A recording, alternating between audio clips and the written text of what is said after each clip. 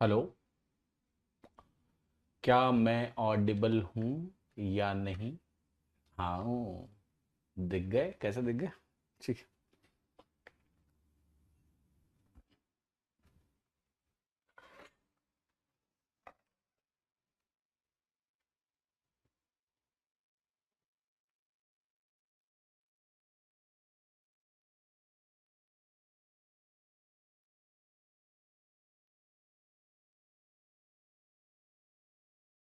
आ रही है? आवाज आ रही है?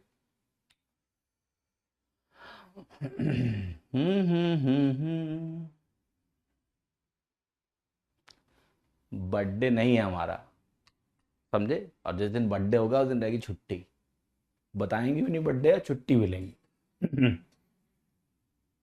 समझे कि नहीं? छुट्टियों पर नजर रखना।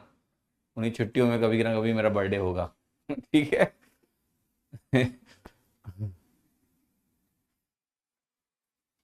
ऑलराइट। एनीवे, सो चलिए शुरुआत करते हैं और क्लास पढ़ेंगे। आज हम लोग रेशियो की शुरुआत हो रही है। बड़ा ही महत्वपूर्ण टॉपिक है यार ये। रेशियो, जानते हो? Ratio and proportion. सुबह तुम क्या पढ़ रहे थे? Trigonometric ratio. अब हम क्या पढ़ रहे हैं? Ratio, normal ratio. वहां हम त्रिकोणमितीय अनुपात पढ़ रहे थे, यहां हम कुछ और पढ़ रहे हैं। ठीक है? ओके, क्लियर है कि नहीं? यस। ओके। क्यों छुट्टी लिए? कहाँ छुट्टी लिए हैं यार? तुम लोग फर्जी में कंफ्यूज हो जाते हो। हाँ जी, कंफ्यूज नहीं होना। हाँ जी। बेटा, भगवान ने इतना ही साउंड दिया है, उससे ज्यादा मैं चिल्लाता हूँ। कई बार ना चिल्लाते चिल्लाते ना दर्द होने लगता है, ये जो वोकल कार्ड है ना उसमें दर्द होने लगता है, तब भी चिल्लाते हैं। ठीक है? Okay, just a minute please.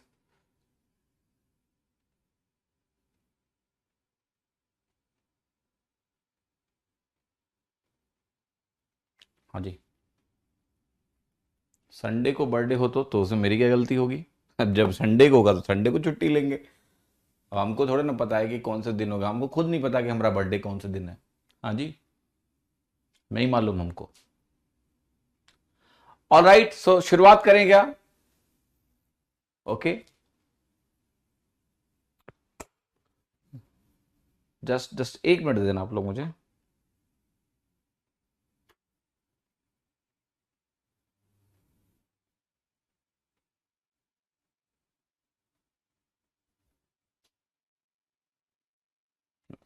एक मिनट, कहीं जा नहीं रहा हूँ, मैं यहीं हूँ। Okay, just a minute please. एक सेकंड देना यार। भागना नहीं, कहीं जा नहीं रहा हूँ, मैं हूँ।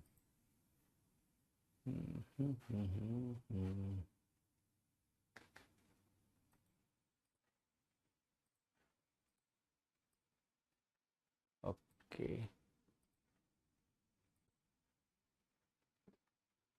हाँ जी।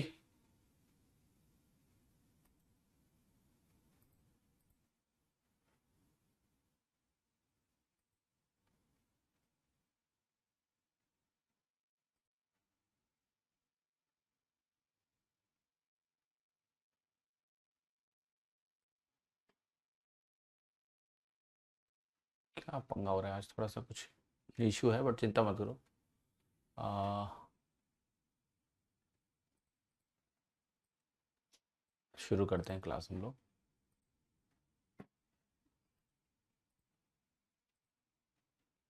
ओके।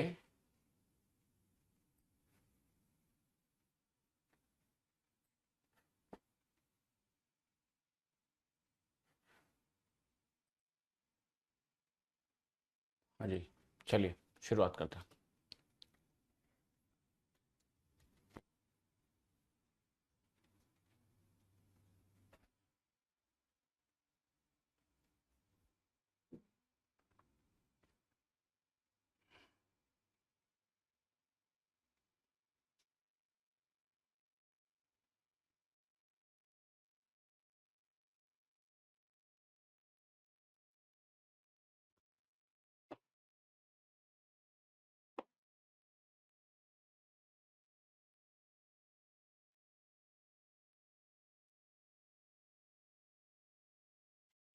देखो बेटा, ऐप में जो परसेंटेज है एरर्स का वो कंपैरेटिवली इंडस्ट्री में काफ़ी कम है, हमारा काफ़ी अच्छा ऐप है। कई बार होता नहीं, बग्स आ ही जाते हैं ना चाहते हुए भी। ठीक है, थोड़ा थोड़ा, पर चिंता ना करो। हाँ जी।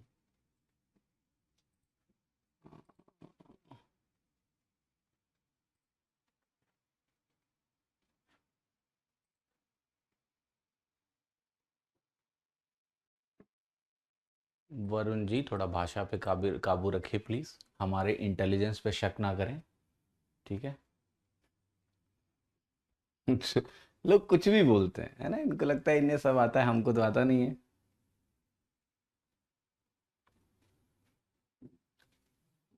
ओके, एक सेकंड जरा होल्ड करना, एक सेकंड होल्ड करना।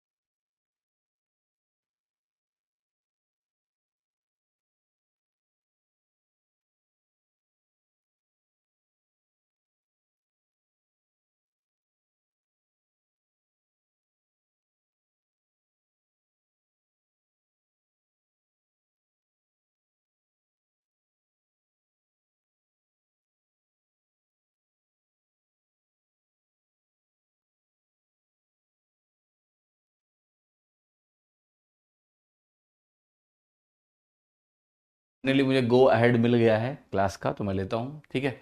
So sorry for this little little little small miss have, don't worry about it, keep happening, थोड़ा थोड़ा होता रहता है। और ए वरुण, चुप रहो। ठीक है। ऐप वालों को ज़बरदस्ती हमारे बुराई कर रहे हैं ये भाई साहब। ठीक है। और सॉलिड टीम है, पता है आपको उसमें। हाँ जी। लोड ज़्यादा हो जाता है कभी कभी, ज़्यादा लोड आ जाता है, बहुत सारे बच्चे आ जाते हैं, तो क्या करें।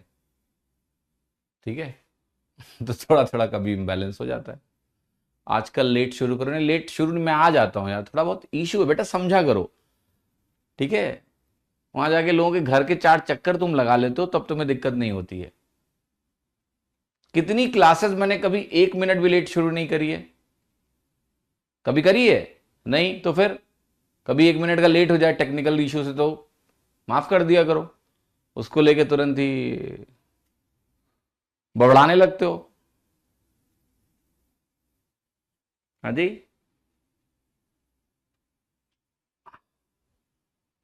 अब देखो, कुछ लोगों का मुंह तो बंद करते हैं पहले, शांत बैठने वाले जो लोग नहीं है ना, इनको कुछ तो सजा मिलेगी। रुको रुको रुको, रुको बेटा, रुको रुको। कहाँ है, इसको खोजते हैं, एक को, एक को तो मुक्त किया जाए थोड़ा। कहाँ गया लड़का? एक सेकंड, एक सेकंड,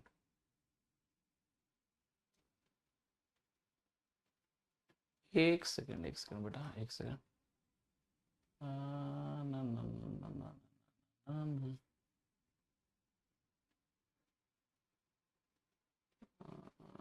चलो ठीक है, वेरी गुड। ठीक है, अभी सब सही है ना? ठीक है। Okay fine. Okay. So time is money, कहाँ पढ़ के आए हो ये? फिर तो मैं तुम्हें दो दो यार टाइम देता हूँ, सुबह शाम, सही करो, मेरा नुकसान है बहुत ज़्यादा। बाकी टीचर तो कम ही पढ़ाता है, वो तो रिकॉर्डिंग भी लाइव क्लास में चला देता है। मैं तो सबसे बड़ा मूर्ख है। Time is money. ठीक है।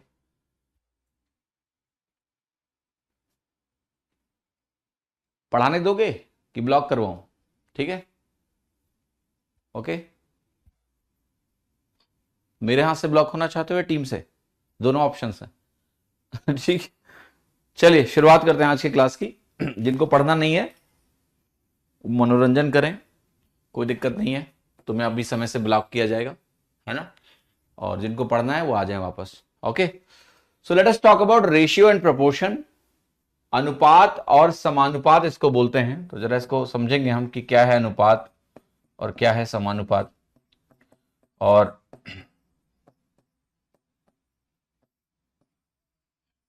अनुपात और समानुपात, ठीक है, इसकी बात की जाएगी। क्या होता है इसका मतलब समझते हैं।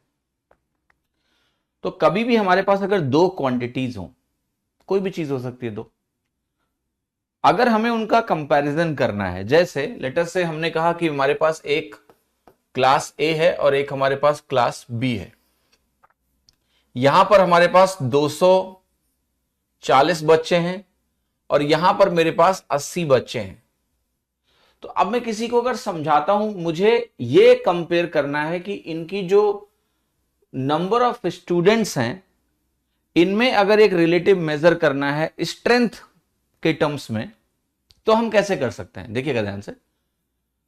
तो एक तरीका है कि मैं बताऊं कि भाई बी में 80 बच्चे हैं, ए में 240 बच्चे हैं। अब सोचो एक आदमी विजुलाइज कर रहा है 80 बच्चे, कि बी क्लास में 80 बच्चे हैं, और फिर वो विजुलाइज कर रहा है कि एक क्लास में 240 बच्चे हैं। क्या उसके दिमाग में बहुत भीड़ हो जाएगी? यस। एक भाई उसके दिमाग में अगर 320 आदमी चले गए, पागल हो जाएगा वो आदमी सोच सोच के एक एक के बारे में, कि कौन कैसा दिखता होगा, कौन पढ़ रहा होगा, नहीं पढ़ रहा होगा। जबकि पर्पज सिर्फ ये है कि एक रिलेटिव कंपैरिजन देना है हमको। हमें एक रिलेटिव कंपैरिजन देना है कि नहीं देना है, दो दो क्लासेस में। तो इसलिए एक टर्म डिफाइन किया गया जिसको हम बोलते हैं रेशियो, यानी अनुपात।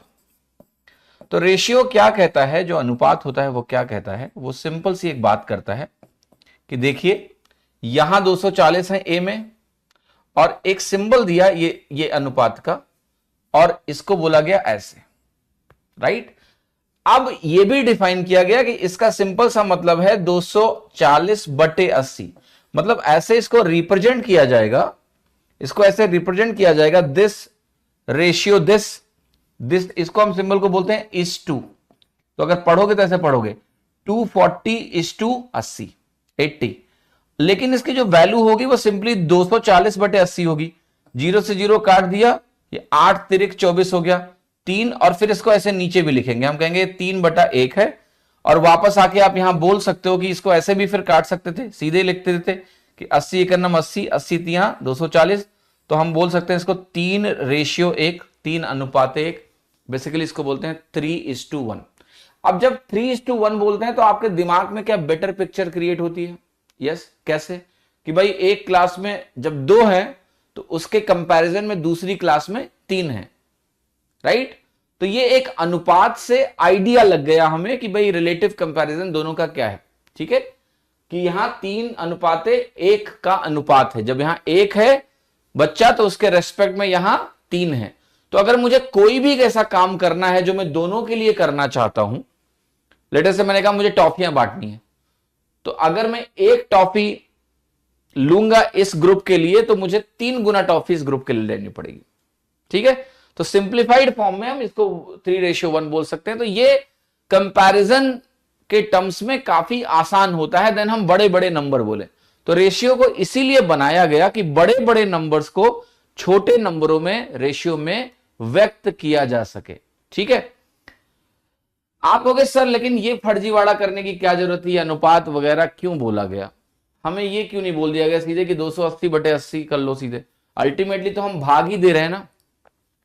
इसका भी एक कारण है और इसको समझना।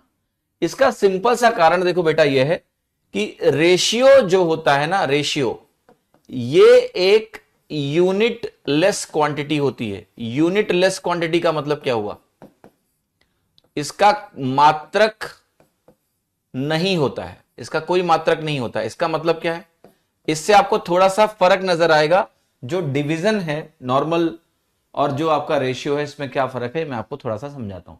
इसका मात्रक नहीं होता है। मात्रक नहीं होने का मतलब है ये नंबर ऑफ स्टूडेंट को नंबर ऑफ स्टूडेंट से कंपेयर करेगा, किसी के मार्क्स को उसके मार्क्स से कंपेयर करेगा, किसी की हाइट को उसकी हाइट से कंपेयर करेगा, किसी के द्वारा बनाए गए रनों को रनों से कंपेयर करेगा, लिए गए विकेट को दूसरे के लिए गए विकेट से कंपेयर करेगा, किसी ने एक मैच में जो विकेट लिया और अगले मैच में जो विकेट लिया उसका अनुपात, किसी एक ने कोई इन्वेस्टमेंट किया किसी दूसरे ने कोई इन्वेस्टमेंट किया उसका अनुपात।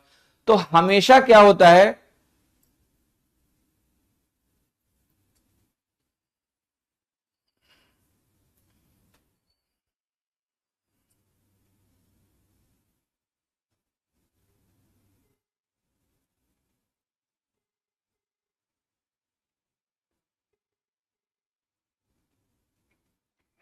आदर्श ये लाइव चैट पे जरा आ जाओ और जितने भी लोग इधर उधर की बात करें सबको ब्लॉक करो, ठीक है? कोई भी इधर उधर की बात कर रहा है अगर क्लास के अलावा सबको ब्लॉक करो इमीडिएट।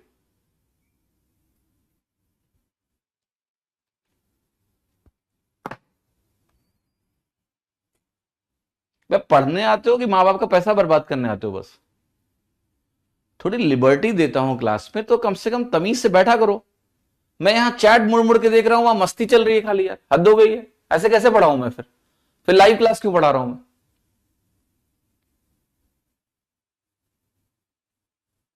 फिर दे देता हूं रिकॉर्डिंग, पढ़ो उससे। मजाक बना दिया यार तुम लोग क्लास को।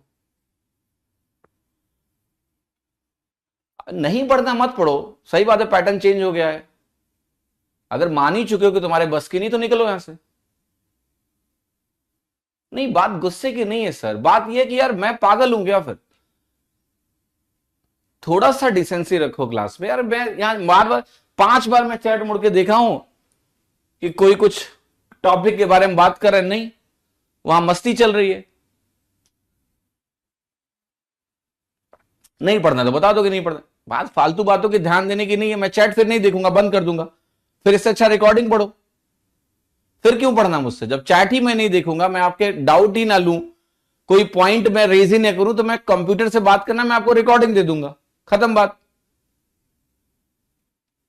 थोड़ी सिंसेरिटी दिखाइए सर क्लास में, मैं ब्लॉक करवा दूंगा। हमेशा के लिए ब्लॉक हो जाओगे, चैट नहीं कर पाओगे कभी। कुछ भी चल रहा है यार, हद हो गई है।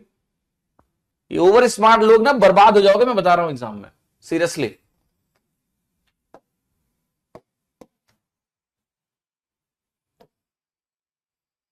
जाओ फनी वीडियोस देखो, मीम्स देखो, इतने सारे चैनल्स हैं, ब्लॉग्स देखो। यहां क्या करने हो? इंस्टाग्राम पे जाओ, मत आओ इधर प्लीज, हमें पढ़ाने दो यार।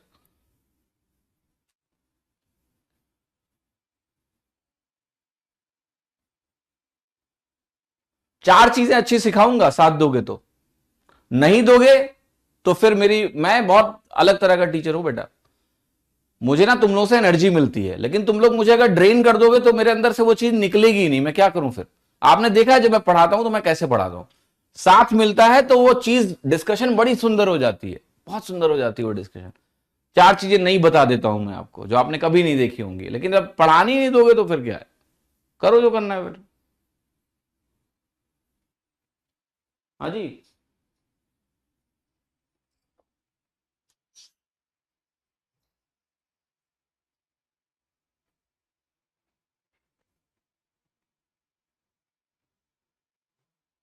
टाइम अब वेस्ट करवा रहे हो तुम लोग, अभी तक नहीं हो रहा था। अब मैं फिर से यही चीज पढ़ाऊंगा, क्योंकि मुझे रिकॉर्डिंग में शुरू से ये 20 मिनट कटवाना पड़ेगा, ठीक है? ताकि जो बच्चे रिकॉर्डिंग देखते हैं उनका टाइम वेस्ट ना हो। फिर से शुरू करूंगा, और निकल लो क्लास से जिसको नहीं पढ़ना है, ठीक है?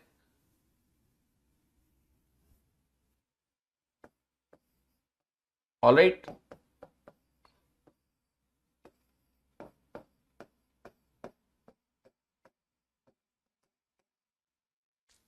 ओके।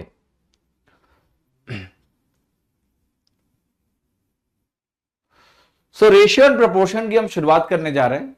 और ratio and proportion is nothing but, इसको हम रेशियो को बोलते हैं अनुपात, और प्रोपोर्शन को हम बोलते हैं समानुपात, ठीक है? सो अनुपात और समानुपात।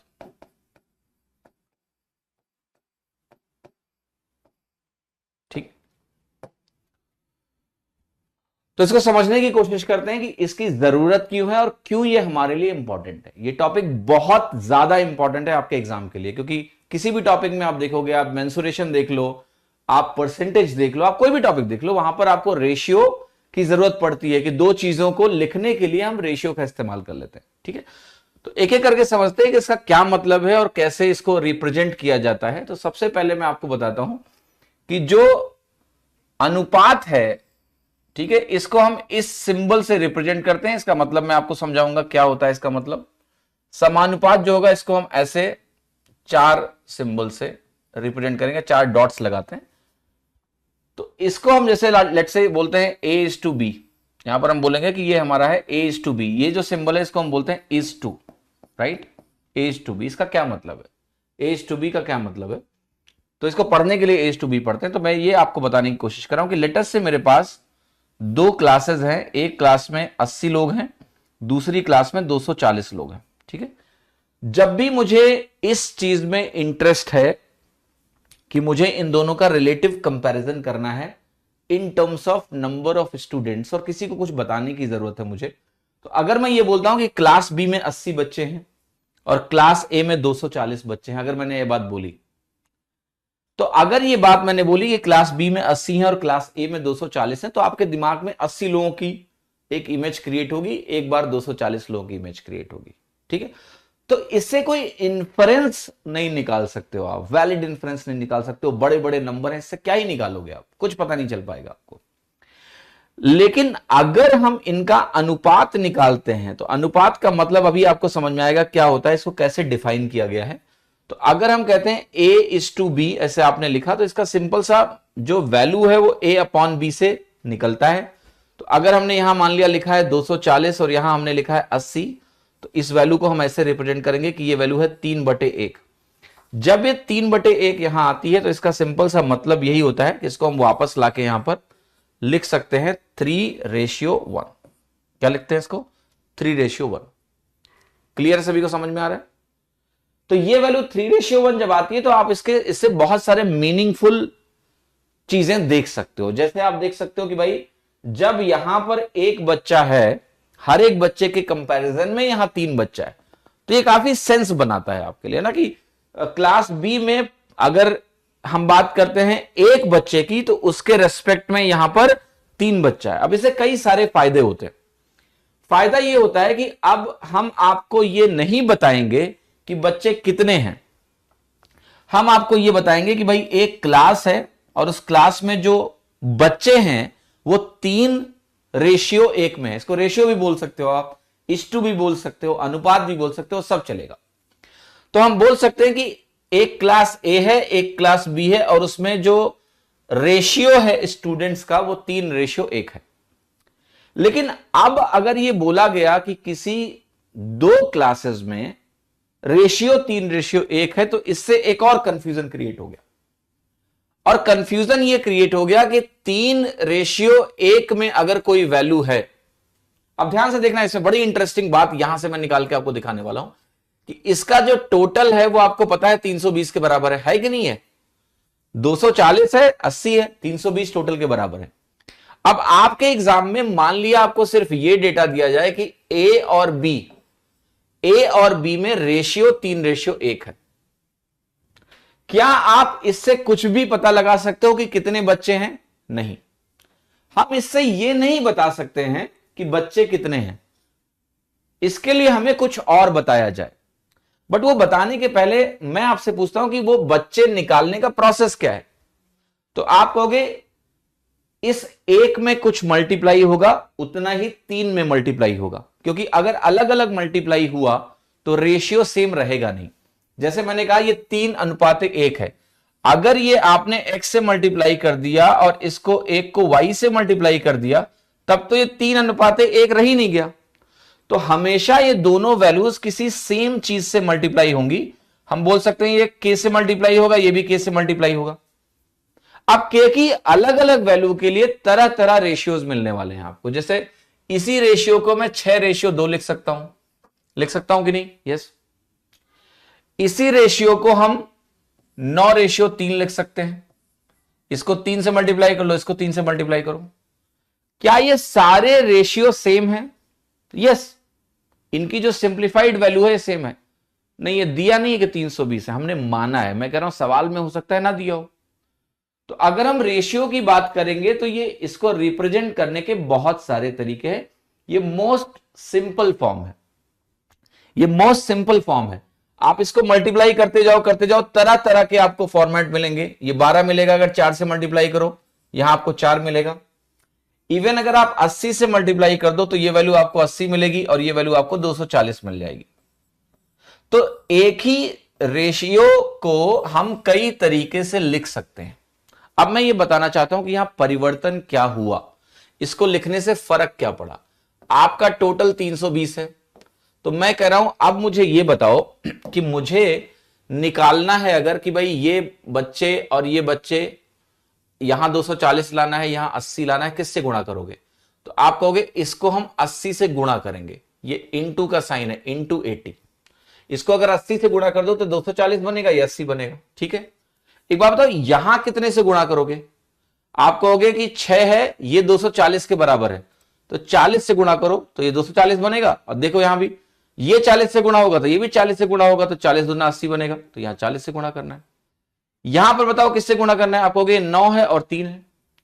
अब अगर मुझे 9 को 240 बनाना है तो आप खुद कहोगे मुझे 240 बटे 9 से गुणा करना पड़ेगा, जिसको अगर आप फर्दर सिंप्लीफाई कर लो तो 80 बटे 3 से गुणा करना पड़ेगा। तो मैंने क्या लिखा यहां पर कि इसको 80 बटे 3 से गुणा करना पड़ेगा। आपने कहा यहां 12 जो है 240 के बराबर है, तो इसको मुझे 20 से गुणा करना पड़ेगा, और इसको मुझे क्या करना पड़ेगा? 1 से गुणा करना पड़ेगा। इसका मतलब यह है कि कोई भी रेशियो अगर आपको दिया हुआ है तो उससे अगर मुझे नंबर निकालना है करेस्पॉन्डिंग कि भाई नंबर क्या है, वो नंबर्स क्या क्या हैं, ए और बी में कितने बच्चे हैं, अगर ये निकालना है तो मुझे एक काम करना पड़ेगा कि मुझे इसको एक पर्टिकुलर वैल्यू से मल्टीप्लाई करना पड़ेगा। एक बात और देखना, इस रेशियो को जब मैंने डिफरेंट डिफरेंट फॉर्म्स में रिप्रेजेंट किया तो वैल्यूज नहीं बदली, वैल्यूज बदल ही नहीं सकती। वैल्यू कैसे बदल जाएगी? वैल्यू तो ही रहेगी, टोटल थोड़ा ना बदल जाएगा। आप रेशियो लिख रहे हो, टोटल थोड़ा ना बदल सकता है। तो आप ये कहोगे कि यहां पर जिससे ये मल्टीप्लाई हो रहा है ये वैल्यू चेंज होती रहेगी, ताकि टोटल पे कोई इंपैक्ट नहीं। टोटल पे इंपैक्ट आ ही नहीं सकता भाई। दो क्लास का जो अनुपात है, अगर क्लास में नंबर ऑफ स्टूडेंट जो भी है तो अनुपात जो होगा वो तो फिक्स हो गया। अब उस अनुपात के अलग अलग फॉर्म्स आप लिखते जा रहे हो तो नंबर ऑफ स्टूडेंट तो बदल नहीं सकते, तो हम जिससे मल्टीप्लाई कर रहे हैं वो चीज बदलती रहेगी। ठीक है, तो ये सारी चीजें आपको समझनी है कि हर एक रेशियो को एब्सोल्यूट वैल्यू में बदलने के लिए हमें किसी नंबर से मल्टीप्लाई करना पड़ता है। उस नंबर को हम बोलते हैं मल्टीप्लायर। मल्टीप्लायर, इसको यूजुअली आप के से डिनोट करते हैं। ठीक है, कि मल्टीप्लायर आपका के की वैल्यू हम निकाल लेते हैं। क्लियर है कि नहीं? यस, कि एक रेशियो दिया हुआ है, उस रेशियो में मुझे कोई भी वैल्यू निकालनी है, इसको एक मल्टीप्लायर से गुणा करेंगे। अगर कि किससे गुणा करें कि ये असली नंबर बन जाए, तो वो असली नंबर मिल जाएगा। तो अब जितने भी रेशियो के सवाल हैं वो मोस्टली इसी पे बेस्ड हैं कि ये मल्टीप्लायर निकालो, ये मल्टीप्लायर निकालो। रेशियो दिया जाएगा, मल्टीप्लायर निकालो। जैसे मैं आपको एक छोटा सा एग्जांपल दे रहा हूं, तो एग्जांपल आपको ऐसे दे रहा हूं कि मैंने आपको बोला है यहां पर कि जो रेशियो है वो 3:1 है, ए और बी का। ठीक है, ए और बी का रेशियो क्या है? 3:1 है। अब अगर मैं आपको ये बता दूं कि जो एवरेज है ए और बी का, average of a and b, average of a and b मैं आपसे बोलूं, और मैं ये बता दूं कि ए और बी का जो औसत है वो 160 के बराबर है, ये मैंने बताया आपको। अब ये क्या हो गया? ये मल्टीप्लायर निकालने में आपकी मदद करने वाला है। आप क्या कहोगे? आप कहोगे यहां 3 है, यहां एक 4 है, तो अगर मैं औसत निकालूं इसका तो ये बनेगा 3 + 1 4/2, यानी 2 बनेगा। पर ये ध्यान रखना है 2 नहीं है, ये 2 रेशियो के टर्म्स में है, क्योंकि ये 3 रेशियो के टर्म्स में है, एक रेशियो के टर्म में। ये वैल्यूज नहीं है, ये रेशियो पार्ट्स हैं, इनको पार्ट्स बोलेंगे आज से। 3 पार्ट एंड 1 पार्ट। तो जब हम 3 + 1/2 कर रहे हैं तो हम औसत तो निकाल रहे हैं, लेकिन यह औसत किसके टर्म्स में आया? पार्ट्स के टर्म में आया। अब ये पार्ट्स के टर्म में आया तो अब आप कहोगे कि मेरा 2 पार्ट 160 के बराबर है। ये औसत हो गया एब्सोल्यूट वैल्यू के टर्म्स में, ये औसत हो गया पार्ट्स के टर्म में। तो 2 पार्ट हमारा 160 के बराबर है। अगर 2 पार्ट 160 के बराबर है तो आप कहोगे कि मेरा जो एक पार्ट होगा ये 80 के बराबर हो गया।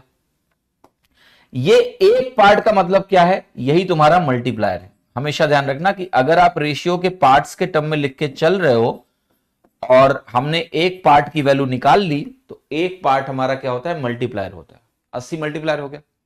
अब 80 अगर मेरा मल्टीप्लायर हो गया तो आप इसको 80 से मल्टीप्लाई कर दो। आप कहोगे इसका मल्टीप्लायर 80 आ गया, तो 80 से आपने मल्टीप्लाई जैसे ही किया 80 तिया कितना हो गया 240, और b की वैल्यू आपकी क्या हो गई 80।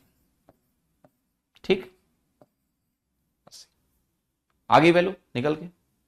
अब मैं बता रहा हूं आपको कि यहां फायदा क्या है इस मेथड का comparatively. Okay, right, getting my point और नॉट? थोड़ा सा फायदा बताता हूं, इस तरीके से सोचने का फायदा क्या है। ये कुछ नया नहीं है, बचपन की चीजों को थोड़ा बदलने की कोशिश कर रहा हूं कि थोड़ा आपका जो रिस्पॉन्स है वो थोड़ा फास्ट हो जाए। क्यों नया नहीं, मैं बताता हूं। जैसे आपने कहा आपके पास दिया हुआ है कि ए और बी का जो अनुपात है वो 3:1 है, 3:1 है, 3:1 है। फिर आपने बोला कि इनका जो एवरेज है वो 160 है कि नहीं है? यस, ये दिया हुआ है। तो आप बचपन में कैसे करते थे? आप कहते थे हम इसको मानेंगे 3x, इसको हम मानेंगे x। हम मल्टीप्लायर को x मानते थे, याद है? हम कहते थे ये x है तो ये 3x है, ये x मल्टीप्लायर था। तो आप कहते थे इसका औसत कितना बनेगा ऐसे, तो ये वैल्यू हो गई तुम्हारी 160। आप यही कहते कि भाई मेरा 2x 160 है और x की वैल्यू कितनी हो गई 80 हो गई, आई x की वैल्यू 80। फिर यही काम आप करते थे कि आप कहते थे कि मेरा जो 3x है, a की वैल्यू 3x है, सो 3 इंटू 80 है जो कि 240 है। जो b है मेरा वो मेरा x है, वो 80 है, दैट इज 80। तो आप अगर मल्टीप्लायर को समझने की कोशिश करोगे तो ये x को हम नहीं बोल रहे हैं बस, और कोई फर्क नहीं है। हम इसको इनविजिबल बना देते हैं और इसका नाम है मल्टीप्लायर, क्योंकि 3 में मल्टीप्लाई हो रहा है, 1 में मल्टीप्लाई हो रहा है, इसलिए है ये मल्टीप्लायर, और ये इनविजिबल बना रहा है और कुछ नहीं कर रहे हैं। हमने क्या बोला, अगर ध्यान से देखो वहां पर हमने बोला कि हमारा औसत होगा 3 + 1/2। एक्स को इनविजिबल बना दिया। एक्स दिमाग में एक्स रहता है, आपके एक्स रहता है, रहती है जो भी, बस इनविजिबल बना देते हैं हम कि नहीं है। ठीक है, 3 + 1/2 हो गया।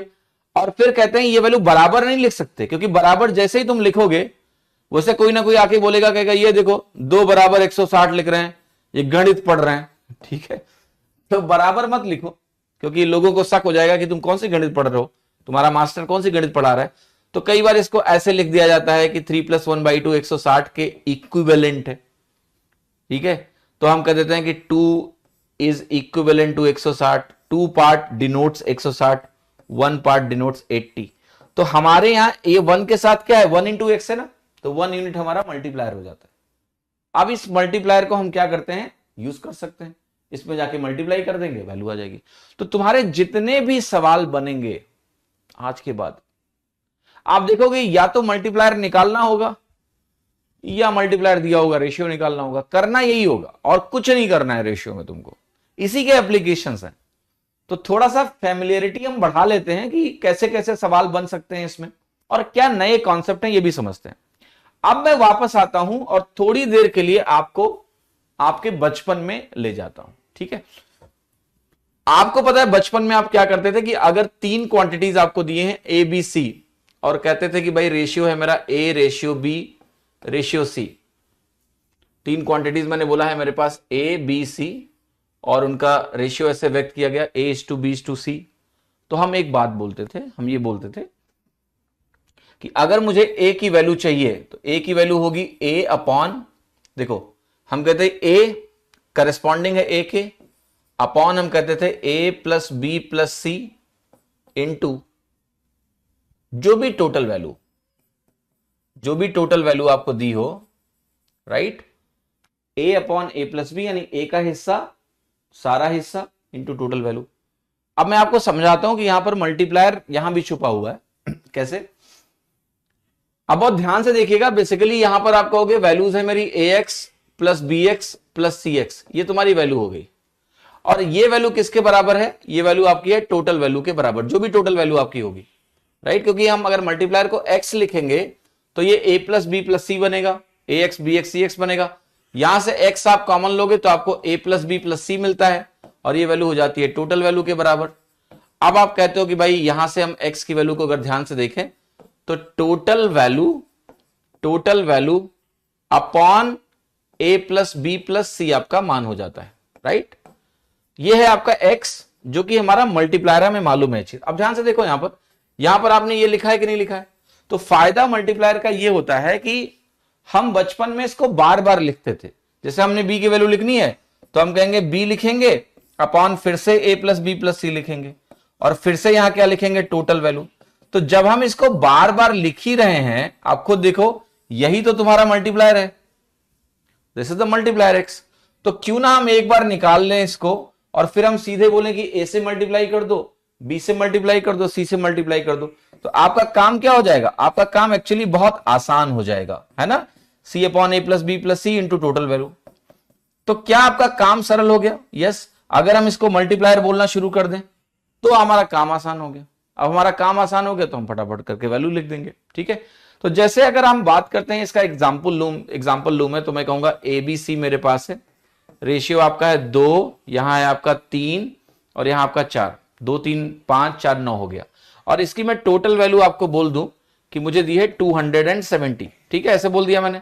तो अब आप क्या करोगे, आप कहोगे 2 पार्ट 3 पार्ट 4 पार्ट क्या हुआ, 7 पार्ट हुआ।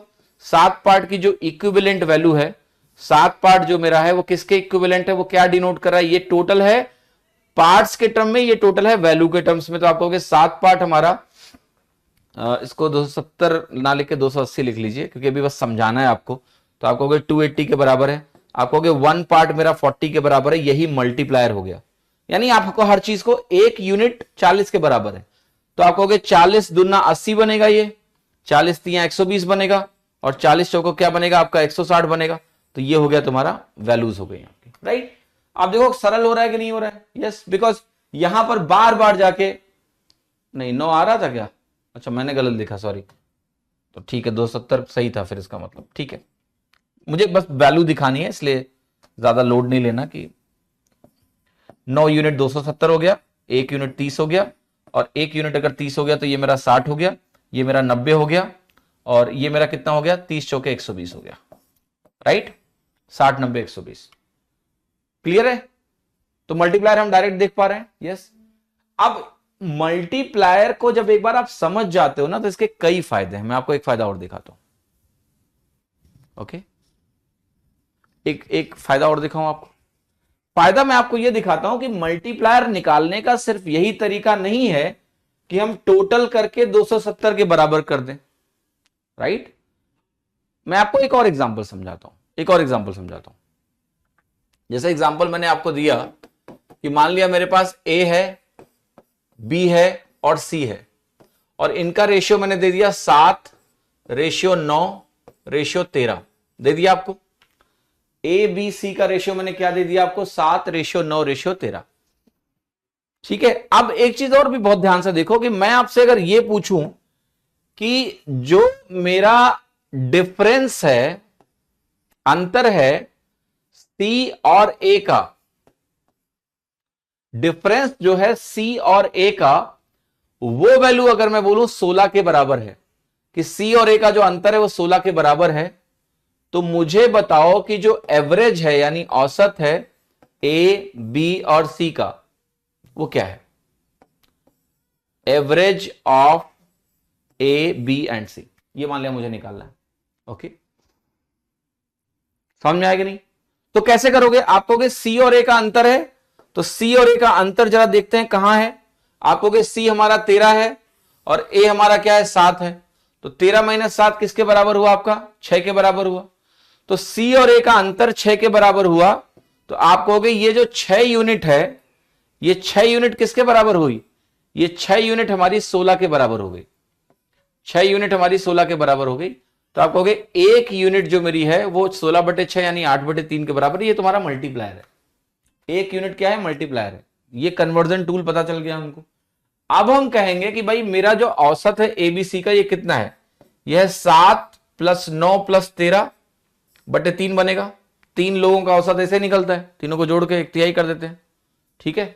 तो 9 7 16 और 13 कितना हो गया, 29/3। तो आपका औसत क्या आया, 29/3। लेकिन ध्यान रखना ये 29/3 अभी भी पार्ट्स के टर्म्स में है। क्यों, क्योंकि 7 पार्ट 9 पार्ट 13 पार्ट को तुमने जोड़ दिया है, अभी हमने इसको मल्टीप्लाई नहीं किया है। तो आप कहोगे जो फाइनल वैल्यू आएगी, वैल्यू निकालने के लिए मुझे इस वैल्यू को 1 यूनिट की वैल्यू से मल्टीप्लाई करना पड़ेगा। तो ये वैल्यू कितनी आ गई, 29/3। कितने हैं, पार्ट्स हैं ये। अभी हमने इसको मल्टीप्लायर से मल्टीप्लाई किया ही नहीं। मल्टीप्लायर हमें पता है तो जब तुमसे औसत पूछा जाएगा बेटा, तो औसत रेशियो का नहीं होता है, पार्ट्स का नहीं होता है, एक्चुअल वैल्यूज का होता है। तो आप कहोगे जो वैल्यू आपकी आएगी वो आ जाएगी 29 इंटू 8/9। अब ये हम सॉल्व करेंगे। आप कहोगे इसको मल्टीप्लाई करोगे, इसको 30 माइनस 1 मेंटली सोचते हैं, तो ये बनेगा 240 माइनस 8, 232/9। ये आपका औसत बना। अगर आप डिवाइड करना चाहते हो तो कर लो। 9 दूनी 18, 5 23 52, 9 पचे 45, 7/9 आएगा और ये 0.77 आपकी वैल्यू हो जाएगी, 25.77। That's your answer. ठीक है, कितने लोगों को क्लियर हुआ? क्या समझ में नहीं आ रहा अंजलि जी बताइए। देखो जैसे ही आप बोलोगे कुछ भी समझ में नहीं आ रहा है, ऐसा हो ही नहीं सकता। स्पेसिफिक बताइए। आप क्लास में लेट आए होगे, पक्का टाइम से आओगे और कुछ भी समझ में, ऐसा नहीं, कुछ तो आया होगा। ओके, समझ में आ रहा है सभी को? यस। तो मल्टीप्लायर कहीं से भी निकल सकता है, क्योंकि मल्टीप्लायर देखो, एक्स यहां भी है इनविजिबल है, एक्स यहां भी है इनविजिबल है, एक्स यहां भी है इनविजिबल है। तो क्या हम आसानी से मल्टीप्लायर निकाल सकते हैं? यस। चलो एक और एग्जांपल देता हूं मैं तुमको, ध्यान से देखिएगा। मैंने आपसे कहा कि मेरा A रेशियो B जो है वो 3:7 के बराबर है। कितना है? 3:7 के बराबर है। अब मैं आपसे पूछ रहा हूं कि मुझे बताओ A plus B upon B minus A की वैल्यू क्या है? क्या बोल रहा है मैंने? A plus B upon B minus A की वैल्यू क्या है? ठीक है, ये मैंने आपसे पूछा। तो A plus B upon a minus b अगर आपको निकालना है तो आप सीधे ऐसे कर सकते हो, 3+7/7 minus 3 which is 10/4 which is 5/2। क्या ये आंसर होगा? या फिर इसमें कुछ मल्टीप्लायर वगैरह से गुणा करना पड़ेगा? आप कहोगे यही आंसर होगा। क्यों? क्योंकि वो जो x मल्टीप्लायर है ना आपका, वो न्यूमरेटर और डिनोमिनेटर दोनों में है, कट जाएगा। ओके, कट जाएगा। सुशांत जी क्या प्रॉब्लम है बताइए? क्लास अभी चल रही ना ठीक से? आपकी क्या दिक्कत है अभी? Okay, tell me the issue you have please.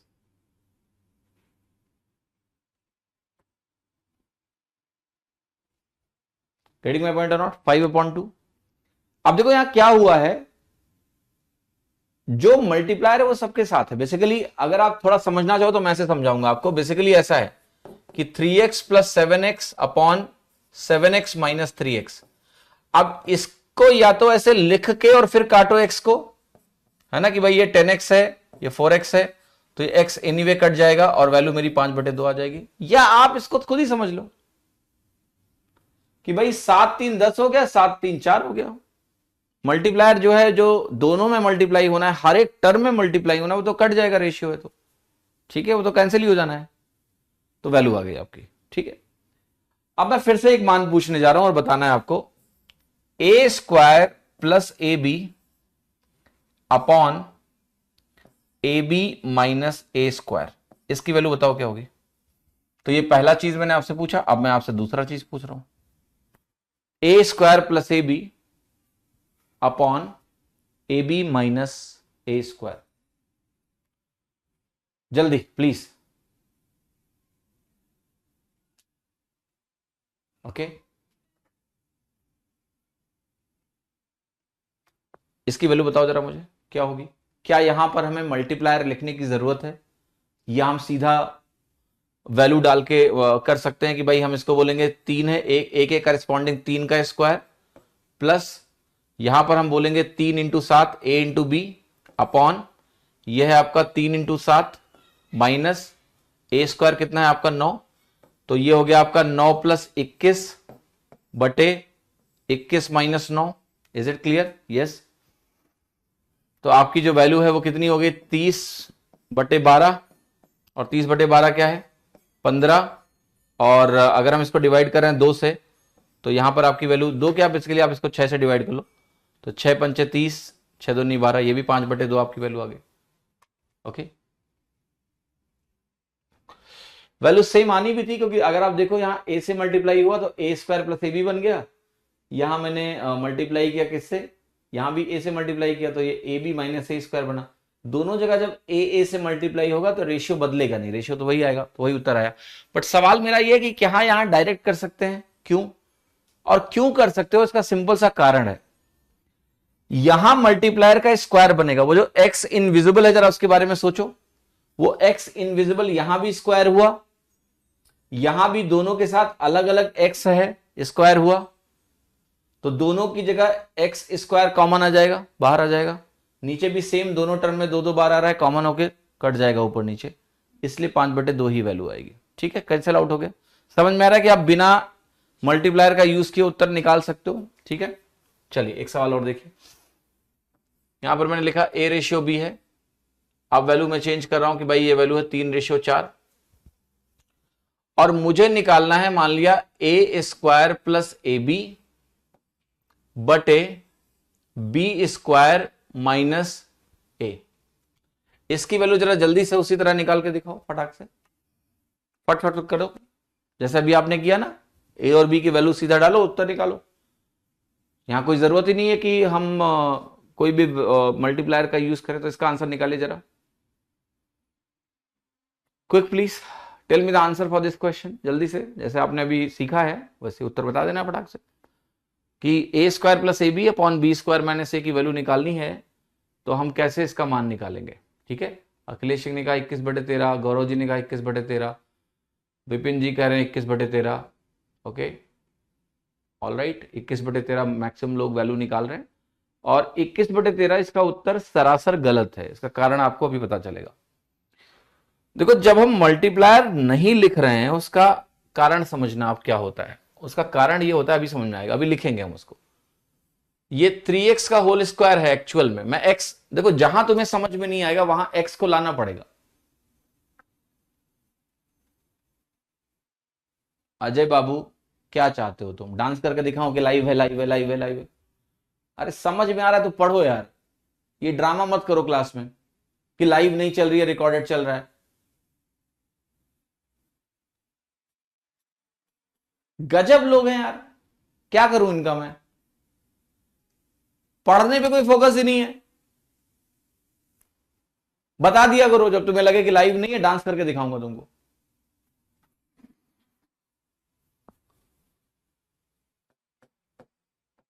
मतलब हद यार लोग हैं, सीरियसली बता रहा हूं मैं, हद लोग हैं। ठीक है,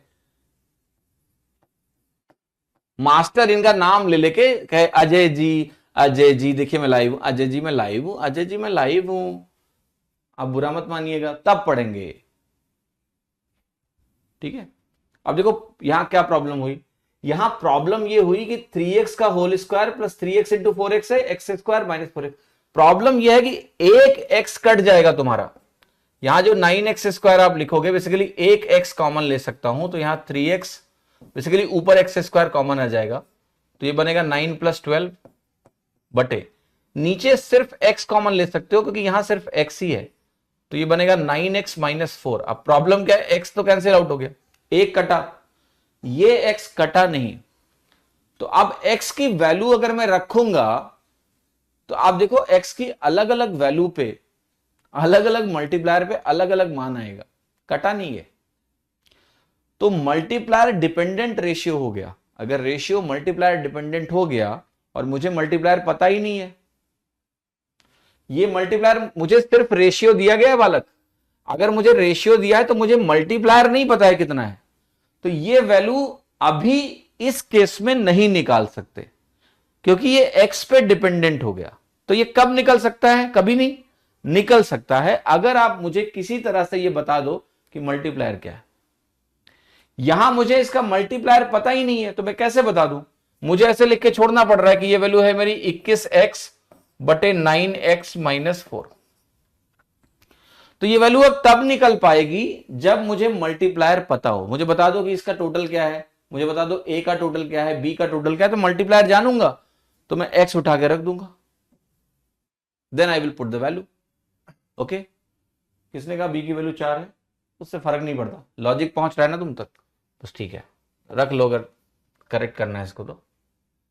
इसको सही करना है तो ठीक है, वैल्यू करेक्ट है तो रख लो कोई दिक्कत नहीं है। b की वैल्यू 4x का होल स्क्वायर है, माइनस a है, a की वैल्यू मेरी 3x है। तो यहां से आप कहोगे कि मेरा x कॉमन होगा, तो जो मैं कहना चाह रहा था वो ये था 16x माइनस 3, ठीक है। सो इन केस अगर आप इंटरेस्टेड हैं, in case you are interested कि भाई ये निकलना चाहिए तो x की वैल्यू पता होनी चाहिए, नहीं मल्टीप्लायर पता होना चाहिए। तो एक चीज का ध्यान रखना है आपको, कभी भी किसी भी प्रश्न में जब भी आपको मल्टीप्लायर ना पता हो और इन रेशियो के टर्म्स का यूज करके कोई एक्सप्रेशन पूछा जाएगा, तो आपको इस बात का विशेष ख्याल रखना पड़ेगा कि न्यूमरेटर के हर एक टर्म में, न्यूमरेटर के हर एक टर्म में आपकी जो मल्टीप्लायर की पावर है वो इक्वल हो। इसको हम बोलते हैं डिग्री। ये अलजेब्रा में मैं आपको पढ़ाऊंगा कि किसी भी एक्सप्रेशन की डिग्री क्या होती है। जैसे ये a इंटू ए है, इसकी डिग्री 2 है, ए स्क्वायर यानी डिग्री 2। ये a इंटू बी है, इसकी डिग्री क्या है, इसकी डिग्री भी क्या है 2। a इंटू बी की डिग्री क्या है 2। ऑलराइट, है कि नहीं है? यस, क्योंकि ये पावर में एक है वेरिएबल, ये भी एक है, तो इसकी डिग्री 2 ही है। डिग्री 2 इसलिए कि इसमें मल्टीप्लायर का स्क्वायर बनेगा। यहां मल्टीप्लायर का स्क्वायर है बट ये सिंपल मल्टीप्लायर है, तो मल्टीप्लायर्स कटेंगे नहीं। मल्टीप्लायर्स के कटने की वजह से हम बोलते हैं कि ये वैल्यू सीधा रख लो, क्योंकि मल्टीप्लायर्स कट जाते हैं, मल्टीप्लायर्स कट जाते हैं, पर यहां कैंसिल आउट नहीं होंगे। तो इसका आंसर होगा can not be determined, c and d, नहीं निकाल सकते जब तक मुझे मल्टीप्लायर ना पता हो। तो पता कैसे चलेगा? अरे भैया मल्टीप्लायर पता करना पड़ेगा। ये कुछ डेटा देगा आपको कि 3:4 है, तो a प्लस बी की वैल्यू मान लिया 7 है। अगर a प्लस बी 7 हो गया तो x को 1 रख दो फिर उठा के, ठीक है। चलो अगला पॉइंट देखते हैं, इसी में हम आगे बढ़ते हैं। तो आपको ये समझ में आ गया ना कि मल्टीप्लायर क्या है। मल्टीप्लायर वो है कि रेशियो को एग्जैक्ट नंबर में कन्वर्ट करता है। मल्टीप्लायर क्या करता है? रेशियो को एग्जैक्ट नंबर में कन्वर्ट करता है। ये एक पहला काम है मल्टीप्लायर का, ठीक है। तो इसका इस्तेमाल ही करके तरह तरह के सवाल बनाए जाएंगे रेशियो में, और आपको बिल्कुल परेशान नहीं होना है, बिल्कुल टेंशन नहीं लेनी है। तो ये बेसिकली रेशियो मैंने लिखा कि क्या है। अब बेटा देखो एक चीज और समझनी है, मैं थोड़ा सा और डीपर जाऊं रेशियो में, इसके पहले कुछ बेसिक टर्म्स है रेशियोज में जिन्हें जानना बहुत जरूरी है, जिन्हें समझना बहुत जरूरी है। जैसे पहला जो टर्म है मैं आपके सामने लिख रहा हूं, वो है आपका एक टर्म है जिसको बोलते हैं डुप्लीकेट रेशियो, है ना। डुप्लीकेट रेशियो क्या होता है? एक रेशियो, ये इतने स्टैंडर्ड वैल्यूज हैं कि इसका कोई खास वो नहीं है, बट ये टर्म सीधे एग्जाम में आ जाएंगे। डुप्लीकेट रेशियो, ट्रिप्लीकेट रेशियो, बताओ क्या होता है। तो ये पता होना जरूरी है कि डुप्लीकेट रेशियो क्या है। तो जैसे कभी भी अगर आपको एक रेशियो दिया हो a रेशियो b, और उस a रेशियो b का मैं आपसे बोलूं कि बताओ डुप्लीकेट रेशियो क्या है, मतलब a रेशियो b है, उसका मुझे डुप्लीकेट रेशियो चाहिए, तो उसका डुप्लीकेट रेशियो जो होता है बेसिकली बोलते हैं कि a square is to b square होता है, right. What is duplicate ratio? a square is to b square. मतलब अगर मैं इसके एग्जांपल की बात करूं तो मैं आपको बोलूंगा कि भाई मेरे पास एक रेशियो दिया है 3:4, तो इस 3:4 का अगर मैं आपसे बोलूं कि मुझे डुप्लीकेट रेशियो चाहिए, तो डुप्लीकेट रेशियो क्या होगा लिख लेते हैं। आप कहोगे डुप्लीकेट रेशियो जो होगा वो होगा सिंपली 9:16, क्योंकि हमने क्या किया, सेम रेशियो को उसी से मल्टीप्लाई कर दिया, a square is to b square, ठीक है। अलग अलग टर्म का स्क्वायर करके रेशियो ले लिया, ये हो गया आपका डुप्लीकेट रेशियो। अब हम आते हैं और हम बात करेंगे एक दूसरे टर्म की। जो दूसरा टर्म आपका है वो है सब डुप्लीकेट रेशियो। मतलब पहले हमने डुप्लीकेट निकाला, अब हम सब डुप्लीकेट निकालना चाहते हैं। तो सब डुप्लीकेट रेशियो का मतलब समझिएगा, ये बिल्कुल रिवर्स प्रोसेस है और काफी इंटरेस्टिंग है। a रेशियो b अगर कोई मेरे पास रेशियो है तो उसका सब डुप्लीकेट रेशियो पता है क्या आपको होता है? वो वैल्यू आपकी होती है √a इज टू √b, और हम इसको ऐसे भी बोल सकते हैं कि a की पावर 1/2 इज टू b की पावर 1/2, ना। ये हमारा रेशियो कहलाता है सब डुप्लीकेट रेशियो। इसमें स्क्वायर रूट लेना होता है, पावर 1/2 करना होता है। तो जैसे एग्जांपल मैं दूं आपको, एग्जांपल मैं आपको दे सकता हूं कि मेरे पास एक रेशियो है 9:16, तो इसका जो सब डुप्लीकेट रेशियो होगा, आप कहोगे इसका सब डुप्लीकेट रेशियो अगर मुझे निकालना है तो सब डुप्लीकेट रेशियो क्या होगा? आप कहोगे सब डुप्लीकेट रेशियो में अगर घुसेंगे तो हम कहेंगे ये बनेगा स्क्वायर रूट ऑफ 9 और यहां बनेगा स्क्वायर रूट ऑफ 16, तो ये वैल्यू हो जाएगी 3:4। ठीक है, तो जब एग्जाम में सवाल आएगा तो सीधे टर्म्स को पता रखो कि ये डेफिनेशन है, ये उत्तर होता है इसका। कोई इसमें वो नहीं करना है कि कोई तिकड़मबाजी ज्यादा करनी है। ठीक है, अब आते हैं इसके अगले कॉन्सेप्ट पे, वो है ट्रिप्लीकेट रेशियो। तीसरा सेम रेशियो है हमारे पास ए रेशियो बी, मैं इसका लिखने जा रहा हूं ट्रिप्लीकेट रेशियो। ठीक है, तो यहां पर हो गया मेरा ट्रिप्लीकेट रेशियो। तो ट्रिप्लीकेट रेशियो क्या होता है? ट्रिप्लीकेट रेशियो होता है आपका कि भाई अगर ए रेशियो बी एक रेशियो है तो उसका ट्रिप्लीकेट रेशियो क्यूब हो जाता है। जैसे डुप्लीकेट में 2 हो जाते हैं, ट्रिप्लीकेट में क्या होगा? 3-3 हो जाएंगे। ठीक है, 3-3 वैल्यू हो गई। अब जैसे मैं एग्जांपल लूं, मैं कहूं कि मेरे पास एक रेशियो है 3:4, तो 3:4 का अगर मैं निकालने जाऊंगा ट्रिप्लीकेट रेशियो, तो इसका जो ट्रिप्लीकेट रेशियो होगा वो क्या होगा? ओके, इसका ट्रिप्लीकेट रेशियो आप निकालोगे तो आप कहोगे ये बनेगा 3 का क्यूब और ये बनेगा 4 का क्यूब, तो ये वैल्यू हो जाएगी मेरी 27 और ये वैल्यू हो जाएगी मेरी 64। ठीक है, कोई प्रॉब्लम नहीं होनी चाहिए। फिर आते हैं और चौथा टर्म आपका हो गया, वो हो गया सब ट्रिप्लीकेट रेशियो। तो यहां पर मैंने लिख दिया कि भाई मेरे पास वैल्यू है सब ट्रिप्लीकेट रेशियो। तो सब ट्रिप्लीकेट रेशियो की जब हम बात करेंगे तो आपको नाम सुन के समझ में आ रहा होगा कि अगर ए रेशियो बी है तो ये क्यूब रूट ऑफ ए बनेगा और यहां पर वैल्यू क्या बनेगी हमारी? क्यूब रूट ऑफ बी बनेगा। तो एक value cube root of a हो गई और एक value cube root of b हो गई। इसको हम ऐसे भी लिख सकते हैं कि a की पावर 1/3 है और यहां पर वैल्यू आपकी क्या है? b की पावर 1/3 है। अगर मैं एक एग्जांपल आपको दूं तो वो एग्जांपल हो जाएगा कि मेरे पास एक रेशियो है 216, यहां लिख दिया, यहां पर वैल्यू मैंने रख दिया 343 और इसका हमने कहा कि मुझे चाहिए सब ट्रिप्लीकेट। तो आप कहोगे अगर हम सब ट्रिप्लीकेट इसका रेशियो निकालने जाएंगे तो सब ट्रिप्लीकेट रेशियो बनेगा 216 का क्यूब रूट, यहां लिखना 216 का क्यूब रूट और यहां आपका हो जाएगा 343 का क्यूब रूट। ये हो गया, तो ये वैल्यू आपकी बनेगी 6 और ये वैल्यू आपकी बनेगी 7। इसमें कोई ज्यादा दिमाग लगाने की जरूरत है नहीं, राइट। कई लोगों ने बोला हिंदी बता दो, तो हिंदी मैं बता देता हूं इसका क्या होता है। इसको हम बोलते हैं द्वितीय अनुपाती, ऐसे कुछ होता है इसका नाम, द्वितीय।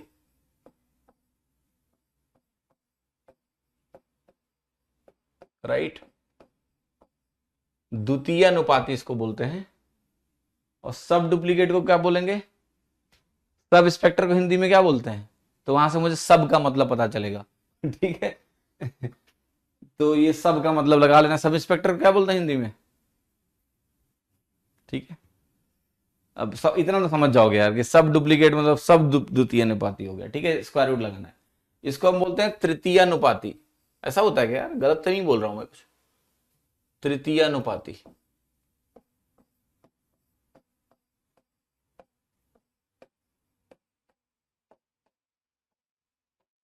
ठीक है, उपराष्ट्रपति नहीं, उपराष्ट्रपति तो नहीं बोलते यार। इसका एप्लीकेशन कुछ नहीं है यार, डेफिनेशन है, एप्लीकेशन मत खोजो। इसका सवाल आएगा तो यही आएगा कि ट्रिप्लीकेट रेशियो 3:4 का क्या है। तो बस पता होना चाहिए ना कि ट्रिप्लीकेट रेशियो क्या होता है, और कुछ नहीं। अच्छा, उसमें दरोगा होता है, उपनिरीक्षक होता है, तो इसको क्या बोलेंगे? उप तृतीय अनुपाती। ऐसा तो नहीं हो सकता, नहीं नहीं नहीं, नहीं। उप तृतीय अनुपाती तो नहीं हो सकता है। अब इसकी हिंदी के पीछे मत भागो। तृतीय अनुपाती और सब मतलब रूट, क्यूब रूट। ठीक है, अब आते हैं अगली चीज पे। 5वां नंबर देखो क्या है। 5वां नंबर यह है कि हम बोलेंगे हमको अब चाहिए एक और चीज जिसको हम बोलते हैं कंपाउंड रेशियो। कंपाउंड रेशियो, तो रेशियो में एक टर्म है कंपाउंड रेशियो। देखो ये क्या होता है। ओके, तो आपसे मैं कहूंगा कि मेरे पास एक रेशियो है ए रेशियो बी, एक रेशियो है मेरे पास सी रेशियो डी और एक रेशियो है मेरे पास ई रेशियो एफ। ठीक, क्या है आपका? A ratio b ratio c, sorry c ratio d, e ratio f. तो आपको अब ये बताना है कि इसका कंपाउंड रेशियो क्या होगा। ये कितने भी हो सकते हैं, आगे लिखते जाओ लिखते जाओ लिखते जाओ, बहुत सारे हो सकते हैं। ठीक है, बहुत सारे हो सकते हैं। तो इसका जो मतलब होता है बालक, सुनो, इसका मतलब ये होता है कि जो ये पहले टर्म से इनका मल्टीप्लीकेशन कर लो, a into c into e, ratio जो ये दूसरे वाले टर्म है बी डी एफ, इनका मल्टीप्लीकेशन कर लो। ये तो ये होता है कंपाउंड रेशियो। इसको मैं सरल भाषा में समझाता हूं तुम्हें। सरल भाषा में ये ऐसे कहलाएगा कि भाई देखो, ये सारे रेशियोज की वैल्यूज क्या होती है, ऐसे होती है ना, ए अपॉन बी, दूसरे की वैल्यू होगी सी अपॉन डी, और तीसरे की वैल्यू होगी ई अपॉन एफ। इनका करना है मल्टीप्लीकेशन आपस में, है ना। तो ये वैल्यू आपकी हो जाएगी A C E upon B D F. उसी को अल्टीमेटली देखो ऐसे लिख दिया गया, A C E ratio B D F. मतलब ऐसे कह लो कि रेशियो को अगर हम न्यूमरेटर अपॉन डिनोमिनेटर फॉर्म में लिखें तो सारे न्यूमरेटर को इकट्ठा कर लो, वर्गानुपाती, ये लड़का सही बोल रहा है, उसको वर्गानुपाती बोलते हैं। और क्यू वाले को क्या बोलते हैं, घनानुपाती। काफी कठिन है यार, too difficult. ACE ratio BDF, मुझे तो लगा था सब इंस्पेक्टर से खोज लूंगा मैं, तो सब का मतलब लगा दूंगा, तो गड़बड़ हो गया मामला ही। ठीक है, उससे बन नहीं पाए कुछ। ACE BDF समझ में आ गया ना। तो कंपाउंडेड रेशियो क्या, जैसे मैंने कहा मेरे पास एक रेशियो है 3:4, एक रेशियो है मेरे पास 6:8 या 6:7 लिख लो, 7 लिख लो। और यहां पर मैं लिखता हूं कुछ 14:3, और मैंने कहा बताओ इसकी वैल्यू क्या है, इसका कंपाउंड रेशियो निकालो क्या है। तो जब इसका आप कंपाउंड रेशियो निकालने जाओगे ना, कंपाउंड रेशियो, तो आपको ये बनेगा 3/4 इंटू 6/7 इंटू 14/3। तो आप कहोगे देखो क्या क्या कटने वाला है, 3 से 3 कट गया, काट दिया। यहां ये वैल्यू है 2 दूनी 4 और 2 तिहाई 6, फिर 2 से कटेगा, 2 सत्ते 14, और ये 7 से 7 कट गया। अल्टीमेटली वैल्यू क्या आ गई तुम्हारी, 3/1। तो इसका जो कंपाउंड रेशियो हुआ वो हुआ 3:1। जितने भी रेशियो हो, 3, 4, 5, 6, ठीक है, तो उनको कुछ नहीं करना है, ऐसे ही बस आपको मल्टीप्लाई कर देना, मल्टीप्लाई करोगे तो हो जाएगा। Alright, that is the value you will get. अब हम आते हैं कंपाउंड रेशियो के बाद अगली चीज पे, जो कि काफी इंटरेस्टिंग और बहुत इंपॉर्टेंट है। इसका यूज सबसे ज्यादा है, जो मैं अभी बात करने जा रहा हूं, इसको बहुत अच्छे समझ लेना। और ये जो वैल्यू है ना, ये काफी इंटरेस्टिंग और काफी इंपॉर्टेंट है। ओके, बहुत बहुत इत्मीनान और ध्यान से देखिएगा इसको। तीनों का मल्टीप्लायर सेम होना चाहिए ना, नहीं, ये बेटा डेफिनेशन है। यहां देखो मल्टीप्लायर से सिर्फ फर्क क्यों नहीं पड़ेगा, मैं आपको बता रहा हूं। जो आप बोल रहे हो कि मल्टीप्लायर सेम होना चाहिए, नहीं फर्क पड़ेगा। क्यों, देखो जैसे एक का मल्टीप्लायर तुमने कहा x है, तो 3x/4x बनेगा। एक का मल्टीप्लायर y है तो 6y/7y बनेगा। एक का मल्टीप्लायर z है तो 14z/3z बनेगा। तो मल्टीप्लायर तीनों के अलग अलग भी हो तो क्या फर्क पड़ता है, वो तो कट ही जाने का है, वो तो कट ही जाने का है ना। तो क्या दिक्कत है, उससे कोई फर्क नहीं पड़ेगा, नहीं पड़ेगा कोई फर्क। ओके, तो द वैल्यू विल बी 3, 4, 6, 7 वही है। तो इसलिए मल्टीप्लायर की यहाँ कोई चर्चा ही नहीं हो रही है, क्योंकि उसकी कोई जरूरत ही नहीं है। ठीक है, ओके। कंपाउंड रेशियो क्या होता है, लिख दिया मैंने, क्या है देखो देखो, 3 रेशियो दिए हैं, इनके पहले पहले पार्ट को मल्टीप्लाई कर लो, बाद वाले पार्ट को मल्टीप्लाई कर दो, कुल मिला के इनको गुणा कर दो, ऐसे यार हो गया। इस समय मत पूछो कि ये क्या है, ये बस डेफिनेशंस हैं, इनको, इसमें कोई कॉन्सेप्ट है ही नहीं है, क्या बताएं इसमें आपको।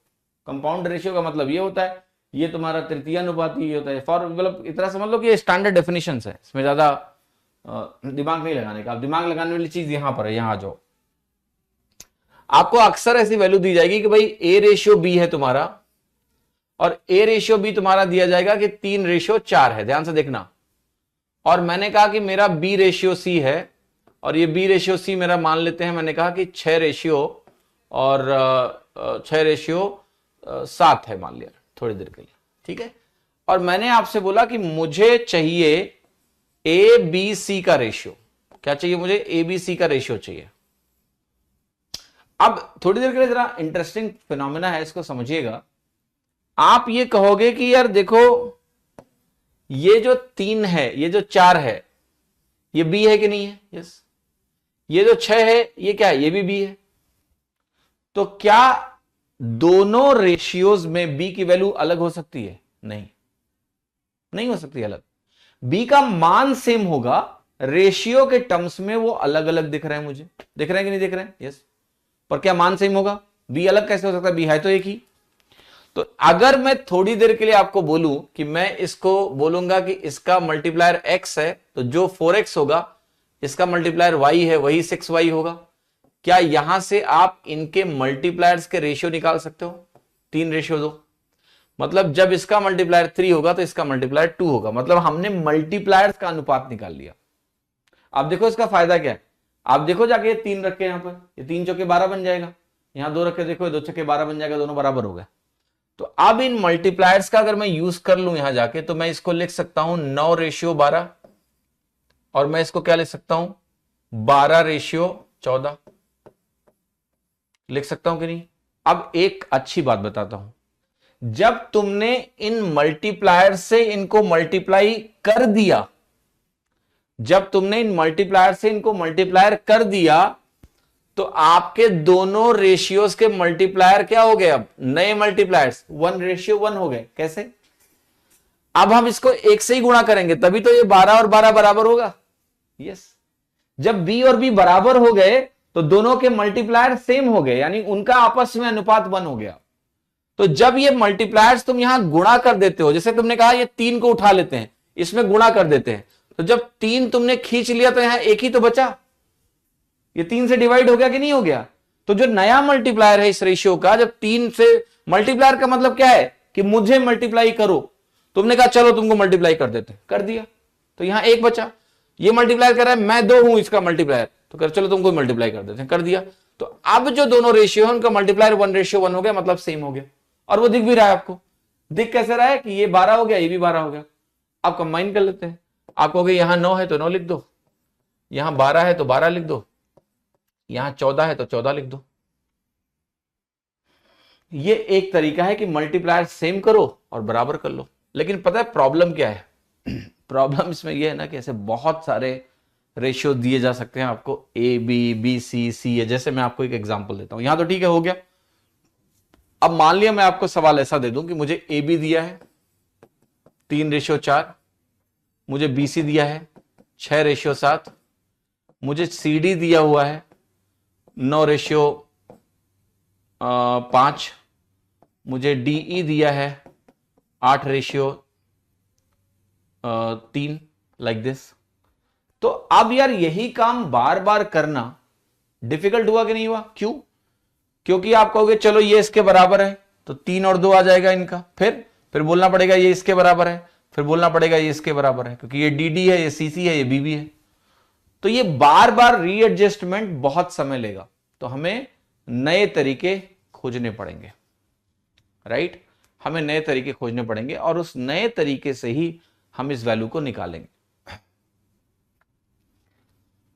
देखिए इसको हमें बराबर करना है, तो आप कह रहे हो इसको 2 और 3 बोल सकते हैं क्या? बोल लो, मुझे क्या फर्क पड़ता है, उससे कोई दिक्कत नहीं है। अल्टीमेटली आप इसको बराबर करके ही कंबाइन कर पाओगे। जब b और b सेम बनेगा तब दोनों रेशियो के मल्टीप्लायर सेम होंगे और हम ऐसे इनको लिख पाएंगे, वरना नहीं लिख पाएंगे। सिंपल सी बात है। Let me come back and discuss कि what to do when such case is there. ठीक है, इनको हम जल्दी कैसे करेंगे, क्या तरीका होना चाहिए इसका, तो बहुत ध्यान से सुनिएगा और समझिएगा इसको प्यार से, कैसे हम करने वाले हैं इसको। तो देखो इसमें एक और भी सिंपल तरीका है जो मैं आपको समझाता हूं कि अगर मेरे पास ये 2 ही वैल्यूज है, मान लिया ए बी सी और डी, 2 ही वैल्यूज हैं बस, सिर्फ सॉरी ए बी और बी सी। तो देखो इसको बराबर करने का मैं तुम्हें एक और तरीका दिखाता हूं, उसको बहुत ध्यान से देखना। बी और सी, इसको हमने कहा ये 3 है, ये 4 है, यहां 6 है और 7 है। इसको बहुत ध्यान से देखते हैं। एक बात बताओ, अगर मैं इस 6 से इस 4 को मल्टीप्लाई कर दूं, मान लिया मैंने क्या कहा, मैंने इस 6 से 4 को मल्टीप्लाई कर दिया, कहने का मतलब मैं यहां 24 बनाने की कोशिश कर रहा हूं, तो यहां भी 24 बन जाएगा।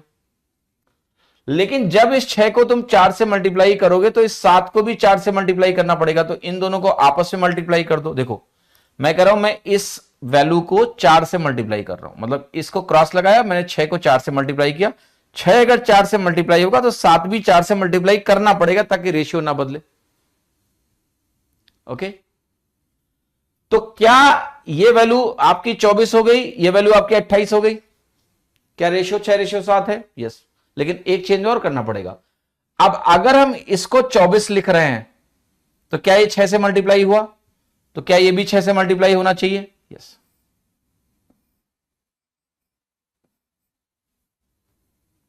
दैट्स द होल प्रोसेस कि अगर मेरे पास 3 वैल्यूज हैं और B मेरे कॉमन हैं तो हम इसको मल्टीप्लाई करके यहां लिख सकते हैं 18, हम इसको मल्टीप्लाई करके यहां लिख सकते हैं 24, ये B हो गया, और हम इसको मल्टीप्लाई करके यहां लिख सकते हैं जो कि है मेरा 28। You look at this and simplify it. 2 9 18, 2 बरई हम 24, 2 14 हम 28। आपको समझ में आया क्यों हो रहा है? कई लोग इसको रट के बैठे, मुझे पता है, ये तरीका भी रटा हुआ है लोग, कोई जरूरत नहीं रटने की। मैंने क्या किया समझ रहे हो? 6 चौके 24, बेसिकली हम इसको 24 बना रहे हैं बी को। तो जब हम बी को 24 बना रहे हैं तो हमने इसको 4 से मल्टीप्लाई किया, तो इसको 4 से मल्टीप्लाई किया। इसको हम ऐसे समझ सकते हैं विजुअली कि ये वर्टिकली मल्टीप्लाई हो गया, ये वर्टिकली मल्टीप्लाई हो गया। अगर हमने इसको 6 से मल्टीप्लाई किया तो ये भी 6 से मल्टीप्लाई होगा, तो हम इसको ऐसे समझ सकते हैं कि इसको हमने वर्टिकली मल्टीप्लाई कर लिया, right? A b and this is b सी।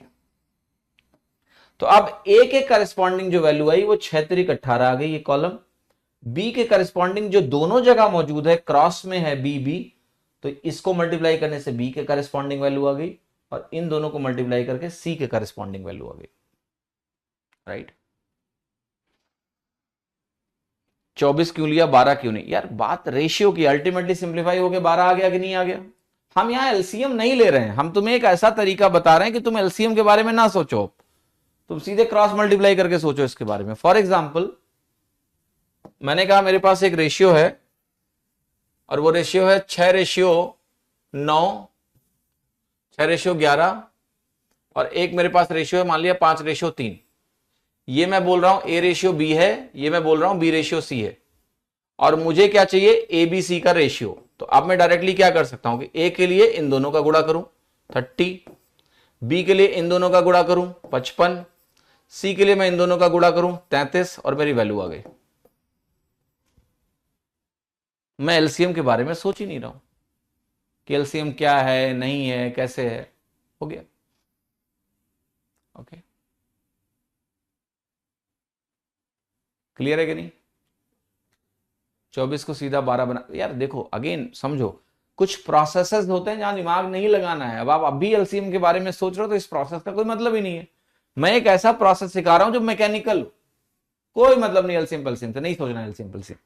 इसको ऐसे मल्टीप्लाई किया, ए की वैल्यू आ गई, इसको ऐसे मल्टीप्लाई किया 55 आ गया, और इसको ऐसे मल्टीप्लाई किया, खत्म हो गई कहानी। क्या एलसीएम पेलसीएम करना है आपको?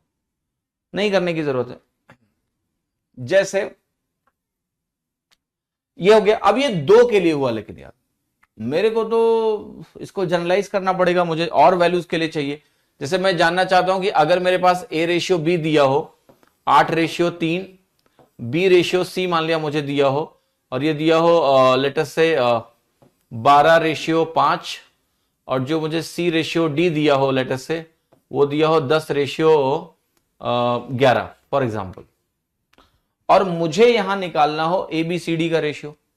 ओके, अगर मुझे निकालना हो यहां पर ए बी सी डी का रेशियो, तो अब मैं बताऊं क्या है, जो प्रोसेस मैंने आपको एक्सप्लेन किया है उसी प्रोसेस को, या जो मल्टीप्लायर प्रोसेस है उसी प्रोसेस को अब हम विजुअली रिप्रेजेंट करने जा रहे हैं। समझ में आ रहा है कि नहीं? बेसिकली ये क्या था, ये कुछ नहीं है, ये मल्टीप्लायर सेम करने का विजुअल प्रोसेस है कि इसको ऐसे मल्टीप्लाई कर लो, इसको ऐसे मल्टीप्लाई कर लो, इसको ऐसे मल्टीप्लाई कर लो। तो ये कैलकुलेशन का ही विजुअल तरीका है और कुछ नहीं है। तो अब अगर हमारे पास इस तरह के 3 रेशियो हो तो वो विजुअल तरीका क्या होता है, मैं आप डायरेक्टली आपको विजुअल तरीका दिखाऊंगा और आपको मुझ पर विश्वास करना पड़ेगा, ठीक है, कि ये विजुअल तरीका सही है, क्योंकि हम आप टेक्निक पे जा रहे हैं। प्रोसेस करोगे तो मिलेगा वही, मल्टीप्लायर बराबर करोगे पहुंचोगे वहीं, उसका मैं छोटा तरीका बता रहा हूं आपको। तो इसमें करना क्या होता है, देखो पहला जो वैल्यू होता है ए, इसके लिए आपको सीधा क्या करना पड़ता है, आपको सीधा ए के लिए आपको सीधा कॉलम में जाना पड़ता है। पहली वैल्यू के लिए पहला कॉलम और तीनों का मल्टीप्लीकेशन। तो मैं इस वैल्यू को यहां पर लिखने जा रहा हूं, ये ए के करस्पॉन्डिंग जो वैल्यू आपको मिलेगी, ये सिंपल आपकी ऐसी है कि हम इसको लिखेंगे 8 × 12 × 10, ये ए के करस्पॉन्डिंग वैल्यू आई। सो पहला टर्म मींस पूरा कॉलम। अब दूसरे टर्म को देखना, यहां पर जो बी और बी है मेरा, ये जो बी और बी है ये कॉमन है क्रॉस में, ठीक है, बी और बी क्रॉस में कॉमन है। तो तो आप स्टार्टिंग कहां से करोगे? आप कहोगे बी पहली बार यहां आया है तो मैं यहां से स्टार्ट करूंगा, लेकिन बी यहां भी लिखा है, बी क्या है? यहां भी लिखा है। तो पहली तुम्हारी जो जर्नी शुरू होगी अब, वो इस बी से इस बी तक आना है और फिर आपको वर्टिकली नीचे उतर आना है। ठीक है, तो 3 इंटू 12 इंटू 10 मैं आपको यहां लिख के दिखा रहा हूं कि ये जो दूसरी वैल्यू आपकी आएगी, ये दूसरी वैल्यू जो बी के करस्पॉन्डिंग वैल्यू आई आपकी, वो आएगी आपकी 3 इंटू 12 इंटू 10। तो मैं यहां पर लिखूं उसको, ये वैल्यू आपकी हो गई बी के करस्पॉन्डिंग जो वैल्यू, इसको भी थोड़ा सा दूर दूर करके लिखेंगे। ये वैल्यू है 3 इंटू 12 इंटू 10। और समझना कि इसको हम कैसे, टेक्निक क्या है, कैसे इसको अप्लाई करना है, क्योंकि ये इंपॉर्टेंट है। फिर हम सी की बात करेंगे। जब हम सी की बात करेंगे तो देखो सबसे पहले आपको क्या करना है, सी सी यहां कॉमन है कि नहीं है? यस। तो अगर सी सी मेरा यहां कॉमन है तो हमें सबसे पहले ये करना है, इन दोनों को आइडेंटिफाई करना है, राइट? सी सी को कॉमन है। अब आपको एक चीज करनी है, अगर यहां पर वैल्यू मेरी सी सी कॉमन है तो पहले आप शुरू करोगे इस सेकेंड टर्म से, पहला कॉलम हो चुका है, अब आप सेकेंड टर्म से चलना शुरू करोगे। पहले आप यहां तक आओगे और जहां से सी टेढ़ा हुआ है वहां टेढ़े हो जाओ, तो वर्टिकली उतरो और जहां सी टेढ़ा हुआ है टेढ़ा हो जाओ, राइट? तो आप कहोगे कि मैं फिर इसका मतलब अगर सी लिखने की कोशिश कर रहा हूं तो सी में मैंने क्या बोला, आप 3 और 5 आओगे और टेढ़े हो जाओगे, क्योंकि सी टेढ़ा हो रहा है। तो 3 5 और आपका 10 हो गया। फिर हम कहेंगे हम आ रहे हैं डी पर, तो डी हमने यहां लिखा। डी का मान जरा ध्यान से देखो, आप कहोगे डी में क्या करना है, डी ये है हमारा, तो डी हमारा ये है जो लास्ट है और जो फर्स्ट है। लास्ट के लिए पूरा लास्ट कॉलम, लास्ट के लिए क्या करना है आपको, आपको ये पूरा लास्ट कॉलम पकड़ना है। तो लास्ट कॉलम की वैल्यू मैं लिख रहा हूं, क्या आएगी? ये वैल्यू आएगी 3 5 3 5 11। ये वैल्यू है आपकी 3 और 5 और 11। तो मैं लिख रहा हूं यहां पर, ये वैल्यू आपकी आएगी 3 इंटू 5 इंटू 11। इसको करेक्ट करके यहां पर लिख रहा हूं 3 इंटू 5 इंटू 11। तो अल्टीमेट जो रेशियो आपका बना, वो रेशियो आपका बना कुछ ऐसा, this. Okay okay, getting my point और नॉट? तो ये आपका रेशियो बना। अब इसमें चीजें कैंसिल होंगी, उनको कैंसिल करते हैं। जैसे यहां से 3 कैंसिल हो रहा है, 3 कैंसिल करो, 3 कैंसिल हो गया, 3 चौके 12 आ गया। फिर हम क्या करेंगे, हम 5 भी कैंसिल कर सकते हैं। 5 कैंसिल हो गया, यहां 5 दूनी 10 बनेगा, यहां 5 दूनी 10 बनेगा, ऐसे लिख दिया। अब कुछ कैंसिल नहीं हो सकता, सब काट चुके हो तुम। तो ये 8 चौके 32 दूना 64 हो गया, यहां 64 लिखो। यहां 12 दूना 24 हो गया, 24 लिखो। यहां 10 हो गया और यहां आपका वैल्यू क्या हो गया, 11 हो गया। ठीक है, क्लियर? आप कहोगे सर इस रेशियो में कोई खास फायदा नहीं है। फायदा इसलिए भी नहीं है, मैं बताता हूं आपको क्यों। क्योंकि इसको सेम बनाना थोड़ा आसान है। देखो कैसे, ये 3 है, ये 12 है, तो मैं इसको 4 से मल्टीप्लाई कर दूं तो ये वैल्यू हो गई 32 और 12। यहां है आपका ऑलरेडी ये 12 और 5। लेकिन आप एक बात बोलोगे कि देखो ये 10-10 करना है, तो मैं इसको 10 लिखूंगा और इसको मैं 24 लिखूंगा। यस, बिल्कुल। अब ये 24 है, तो इसको अगर 24 बनाएंगे तो 8 गुना किया तो ये वैल्यू 64 गुना हो गई। और यहां पर ऑलरेडी 10 और 11 है। अगर आपने ये काम कर लिया तो 64 है, यहां 24 सेम हो गया, यहां 10 सेम हो गया। तो आपका जो वैल्यू है वो 64, 24, 10 और 11, ये वैल्यू आप सीधा देख पा रहे हो। यहां पर वही वैल्यू यहां इतनी मेहनत करके आई है। बट इस मेथड का फायदा है, और वो फायदा मैं आपको बता रहा हूं कब है। यहां पर क्या था, यहां पर ये रेशियो आसानी से बैलेंस हो गए। मैंने जानबूझ के ऐसा डेटा लिखा है कि मैं आपको दिखा पाऊं कि there is a way to write ratio faster, अगर आप इन वैल्यूज को सेम खुद से कर पाओ तो। बट एक्चुअली ये हमेशा पॉसिबल नहीं हो पाता है। यहां सिंपल रेशियो है तो आप कर पा रहे हो कि आपने सीधा बराबर कर दिया, हो गया। बट हर बार ऐसा हो नहीं पाता है। दूसरा, मैं आपको एक बात और बताता हूं कि एग्जाम में क्या होता है, कई बार वो सिर्फ आपसे ए रेशियो डी पूछ लेंगे। अब जब आपसे मान लिया सिर्फ ए रेशियो डी पूछा गया होता, तो ए का मतलब है पहला कॉलम 8 इंटू 12 इंटू 10, और डी का मतलब आपको 100% पता है लास्ट कॉलम 3 इंटू 5 इंटू 11 है कि नहीं है? यस। आप देखो यहां पर कितनी आसानी हो गई आपको। 3 चौके 12, 8 चौके 32 दूना 64, रेशियो 11। आपको बीच के प्रोसेस से कोई लेना देना पड़ा ही नहीं। तो इसका सबसे बड़ा फायदा जब होता है जब आपको फर्स्ट और लास्ट का सीधे रेशियो निकाल लेना हो। मैं क्या निकाल रहा हूं सीधे, ए रेशियो डी। अगर मैं ए रेशियो डी निकाल रहा हूं तो ये सबसे आसान पड़ता है, क्योंकि आपको पहला कॉलम और लास्ट कॉलम को मल्टीप्लाई करना है, that's it, nothing else. But otherwise सीधा बराबर करना कई बार आसान हो सकता है, ये मैं बार बार बोल रहा हूं आपको, लेकिन ये जो तरीका है ये काफी स्टैंडर्ड वे है, 100% आपको सारे रेशियो निकाल के जरूर दे देगा। कई बार वो बहुत कॉम्प्लेक्स हो जाएगा। ठीक है, मैं लिखता हूं अभी एक वैल्यू और, जैसे मैंने वैल्यू आपके सामने लिखा a b b c c d e, sorry d e, ये लिखा मैंने वैल्यू। मैं यहां लिख रहा हूं 4 5 6 7 8 9 10 11,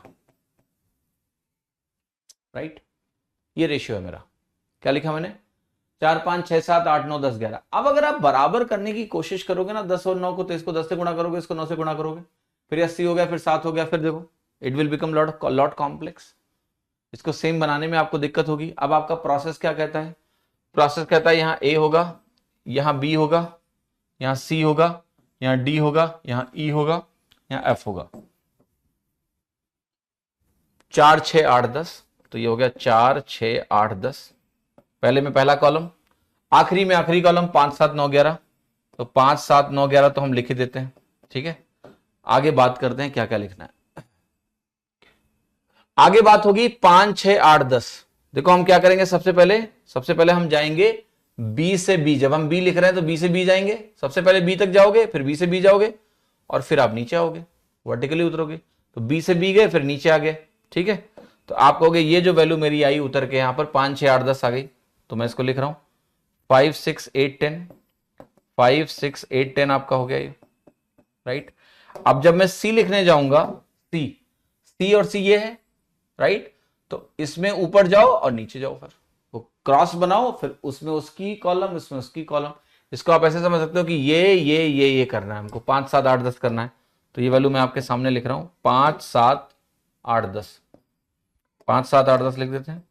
5 7 8 10 आपका ये हो गया, राइट। फिर आपको डीडी करना है, तो डीडी कर लो जरा। डीडी करने के लिए आपको क्या करना पड़ेगा, आपको पता है ये करना है, तो फिर ये करना होगा। ठीक है, मतलब ये हो गया कि भाई डीडी यहां सेम है, डीडी यहां सेम है, तो आप 3 नीचे आओ और ये कर दो, राइट। 5 7 9 10 हो गया आपका ये, तो मैं लिख रहा हूं यहां पर 5 7 9 10, 5 7 9 10, राइट।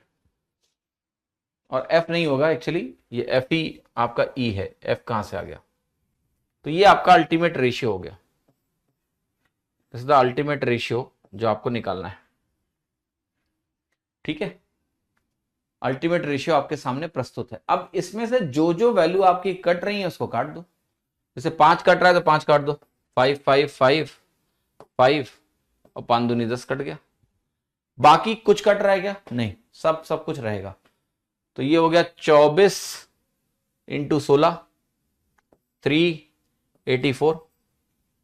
24 इंटू 16 क्या होगा आपका? 20 + 4, 20 - 4, 384 हो गया, राइट। फिर देखिएगा ये वैल्यू आ गई 6 8 48, 480 आ गई, यहां 480 लिखो।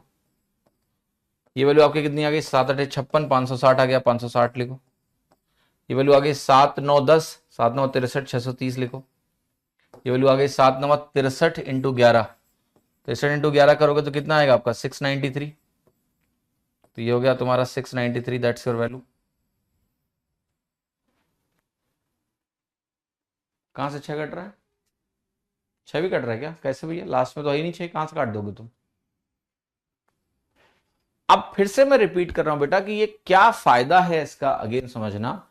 इसका फायदा मिडिल रेशियो निकालने में, आपसे एग्जाम में पूछ लेगा बताओ ए रेशियो सी कितना है, तो अगर आपको ये प्रोसेस पूरा क्लियर है कि ए कैसे लिखेंगे, सी कैसे लिखेंगे, तो आप फटाक से ए रेशियो सी लिख दोगे। आपसे पूछेगा बताओ ए रेशियो डी क्या है, तो अगर आपको प्रोसेस क्लियर है तो आप ए रेशियो डी जल्दी लिख दोगे। आपसे पूछेगा बताओ बी रेशियो ई कितना है, आपको प्रोसेस क्लियर है तो बी और ई जल्दी से लिख दोगे आप। तो इस मेथड को सीखना जरूर, बट इस मेथड से एक चीज आपको और समझना है। ओके, 3 काट दे, हाँ 3 कट रहा है, 6 नहीं कट रहा है, ठीक, 3 से कैंसिल आउट कर सकते हो तो कर लो, वो कोई दिक्कत नहीं है, I M living it for you. 3 से डिवाइड कर लो, 3 से कट जाएगा, हाँ ठीक है, तो काट लेना उसको।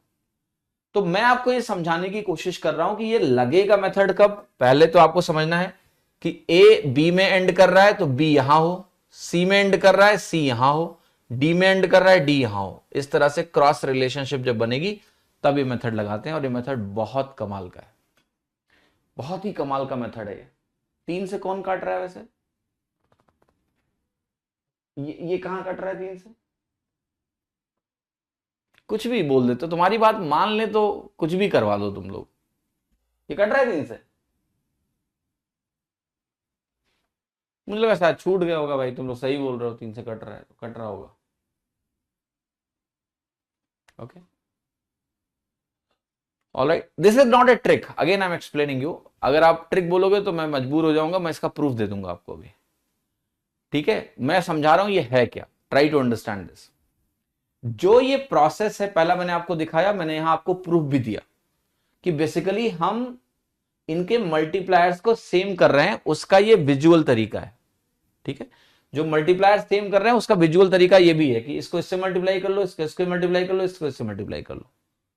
ठीक है, वही प्रोसेस अगर आप यहां करोगे तो ये मल्टीप्लायर सेम करने का विजुअल तरीका है कि ऐसे कर लो, ऐसे कर लो, ऐसे कर लो, ऐसे कर लो, इससे मल्टीप्लायर सेम हो जाएंगे। Right, that is what the scene is.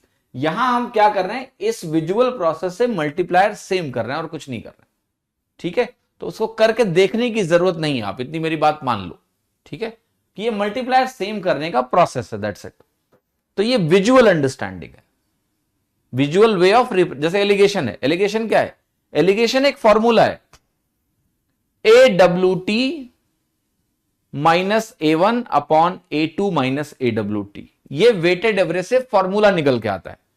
उसी फॉर्मूले को जब तीर से रिप्रेजेंट कर देते हैं, वो एरो बना के, तो उसको हम बोलते हैं एलिगेशन का विजुअल तरीका। वो हम उसको विजुअली देख रहे हैं, वो A2 माइनस AWT ऐसे, तो वो विजुअल तरीका हो गया रिप्रेजेंट करने का। तो ऐसे ही मल्टीप्लायर को सेम करने का ये विजुअल तरीका है। अगर ये तरीका आप देख लोगे तो आपको बार बार मल्टीप्लायर सेम करने के लिए अलग से मेहनत नहीं करनी पड़ेगी। दैट्स इट, क्लियर और नॉट? प्रूफ देने थोड़ा इजी लगता है, नहीं कुछ इजी नहीं होगा प्रूफ देने से। ठीक है, क्योंकि इसके प्रूफ में कोई लर्निंग ही नहीं है बेटा, वही दिमाग लगाना पड़ेगा कि ये 12 को 3 करना है तो 3 दिनों को 12 से गुणा कर दो। ठीक है, फिर ये चलो ठीक है 36 हो गया, 3 से गुणा कर दिया, तो it's like the manual process of making it same, nothing else is there. आपको वही चीज मिल जाएगी, तो कोई मतलब नहीं है उसमें घुसने की, अननेसेसरी करना, घर पे करना करो, टाइम पास करो थोड़ा सा। ओके, तो ये हो गया आपका, ये काफी इंटरेस्टिंग है और काफी इंपॉर्टेंट है, जो आपको समझना है, सीखना है। नेक्स्ट पॉइंट पे मूव करें, तो ये ध्यान रखना, इसकी बहुत जरूरत आपको पढ़ने वाली है आपके इम्तिहान में। ठीक है, बहुत जरूरत पड़ेगी, आप इस पर्टिकुलर प्रोसेस की बहुत ज्यादा जरूरत पड़ेगी। आप देखिए, रेशियो में कुछ चीजें हैं, वहां हमें सीखनी है उन चीजों को, लेकिन उसके पहले हमें कुछ चीजें समझनी पड़ेंगी, जिसका नाम है कि प्रपोर्शन क्या होता है, because we need proportion also. Proportion का थोड़ा सा जो ज्ञान है वो भी इंपॉर्टेंट है। तो मैं प्रपोर्शन को इंट्रोड्यूस करके छोड़ दूंगा आज, बाकी हम बातें कल करेंगे। प्रपोर्शन भी कई तरह के होते हैं, वो भी आपको समझाऊंगा। तो ये जो प्रपोर्शन आपके सामने लिखा है, इसको हम बोलते हैं समानुपात। समानुपात का मतलब क्या है? दो अनुपात जो समान हो, यही हुआ समानुपात। नाम से देखो, दो अनुपात जो समान हो उसको हम बोल देंगे समानुपात, बोलेंगे। यस, तो हमारे पास अब हमें दो अनुपात चाहिए, ए बी, और एक अनुपात हो गया मेरा सी और डी। तो जब ये समानुपात में होंगे तो हम इस सिंबल को, जाहिर सी बात है हमारे दो अनुपात हैं, तो किसी ने कहा समानुपात का सिंबल क्या रखे, तो उन्होंने कहा 4 डॉट बना दो। तुमने वहां 2 बनाए, यहां 4 बना दो। ठीक है, तो अब हम वैल्यू बोल सकते हैं कि हमारा यहां a अपॉन बी होगा, यहां हमारी वैल्यू c अपॉन डी हो जाएगी। ओके, यहां से आप कहोगे ये वैल्यू हो जाएगी a इंटू डी बराबर b इंटू सी। तो इसका मतलब होता है इक्वल टू। अगर हम इसको मैथमेटिकल ऑपरेशन के टर्म्स में बात करें तो समानुपात का जो सिंबल होता है वो इक्वल टू के रिप्रेजेंट हो जाता है। a upon b is equal to c upon d. a to b is in proportion to c is to d। इसको हम बोलते हैं लॉ ऑफ प्रोपोर्शन, इसको बोलते हैं हम लॉ ऑफ प्रोपोर्शंस, कानून है, कानून भी बोलेंगे, नियम बोलेंगे हिंदी में, कानून नहीं, प्रोपोर्शन समानुपात का कानून नहीं, लीगल टर्म नहीं है। इनको हम बोलते हैं एक्सट्रीम्स। ये आपके एक्सट्रीम्स हो गए और ये आपके हो गए middle terms, right, middle values हो गए। तो लॉ ऑफ प्रोपोर्शन को शब्दों में लिखेंगे, तुम 10th क्लास में होते तो इसको ऐसे लिखते कि लॉ ऑफ प्रोपोर्शन क्या होता है। तो आप कहते हैं कि लॉ ऑफ प्रोपोर्शन इज कि अगर दो रेशियो हैं A:B एंड C:D, तो वो जब समानुपात में होंगे तो उनको ऐसे लिखेंगे। तो लॉ ऑफ प्रोपोर्शन होता है कि product of extremes is equal to product of mid terms, middle values, middle parts. ये होता है लॉ ऑफ प्रोपोर्शन, ठीक है, कि A:D is equal to B:C। That's it, nothing more to be worried about. इसके आगे हम बात करेंगे कल कि प्रोपोर्शन में क्या क्या चीज़ें काम की हैं। कई सारी चीज़ें हैं जो हमें सीखनी है अभी रेशियो में, थोड़ी सी थियरी पार्ट में कुछ प्रॉपर्टीज़ हैं रेशियो की, वो आना चाहिए कि कैसे होता है, क्या होता है। तो will talk about that little later. And okay, proportion भी एक वैरायटी होती है जिसको हम बोलते हैं कंटिन्यूड प्रोपोर्शन। तो will try to learn that as well कि क्या होता है। Will talk about this tomorrow. आज की क्लास में यही छोड़ रहा हूँ, बाकी मौज करो, मस्त रहो, चिल करो, और आपसे हम बात करेंगे कल, ठीक है। क्लास में थोड़ा सा डिसिप्लिन रखो, क्योंकि ऐसा मत करो कि मैं पढ़ा ही नहीं पाऊँ, ठीक है। I am a fun living guy, but that doesn't mean you don't let me teach, ठीक है। तो थोड़ा सा समझो, आप क्लास के 10 मिनट पहले आओ, आपस में बात करो, कौन रोकता है आपको। चैट खुल जाता है पहले ही, 15 मिनट पहले आ जाओ, बतियाओ, कोई दिक्कत नहीं है। बट जब क्लास चल रही है तो जब मैं बार बार मुड़ के देखता हूँ तो मुझे लगता है क्या चल रहा है यार यहाँ पर, ये लोग पढ़ने आए हैं क्या। तो डाउट ग्रुप बना दियो तुम इसको, वहाँ भी यही करते हो, पॉलिटिक्स, गाली गलौज। यहाँ बस गाली गलौज नहीं करते हो। एक लड़का तो एक दिन गाली लिख रहा था, उस दिन से चल गायब हो गया, डांट दिए तो ये सब काम मत करो, ठीक है। पढ़ाने दो थोड़ा मुझे, ओके।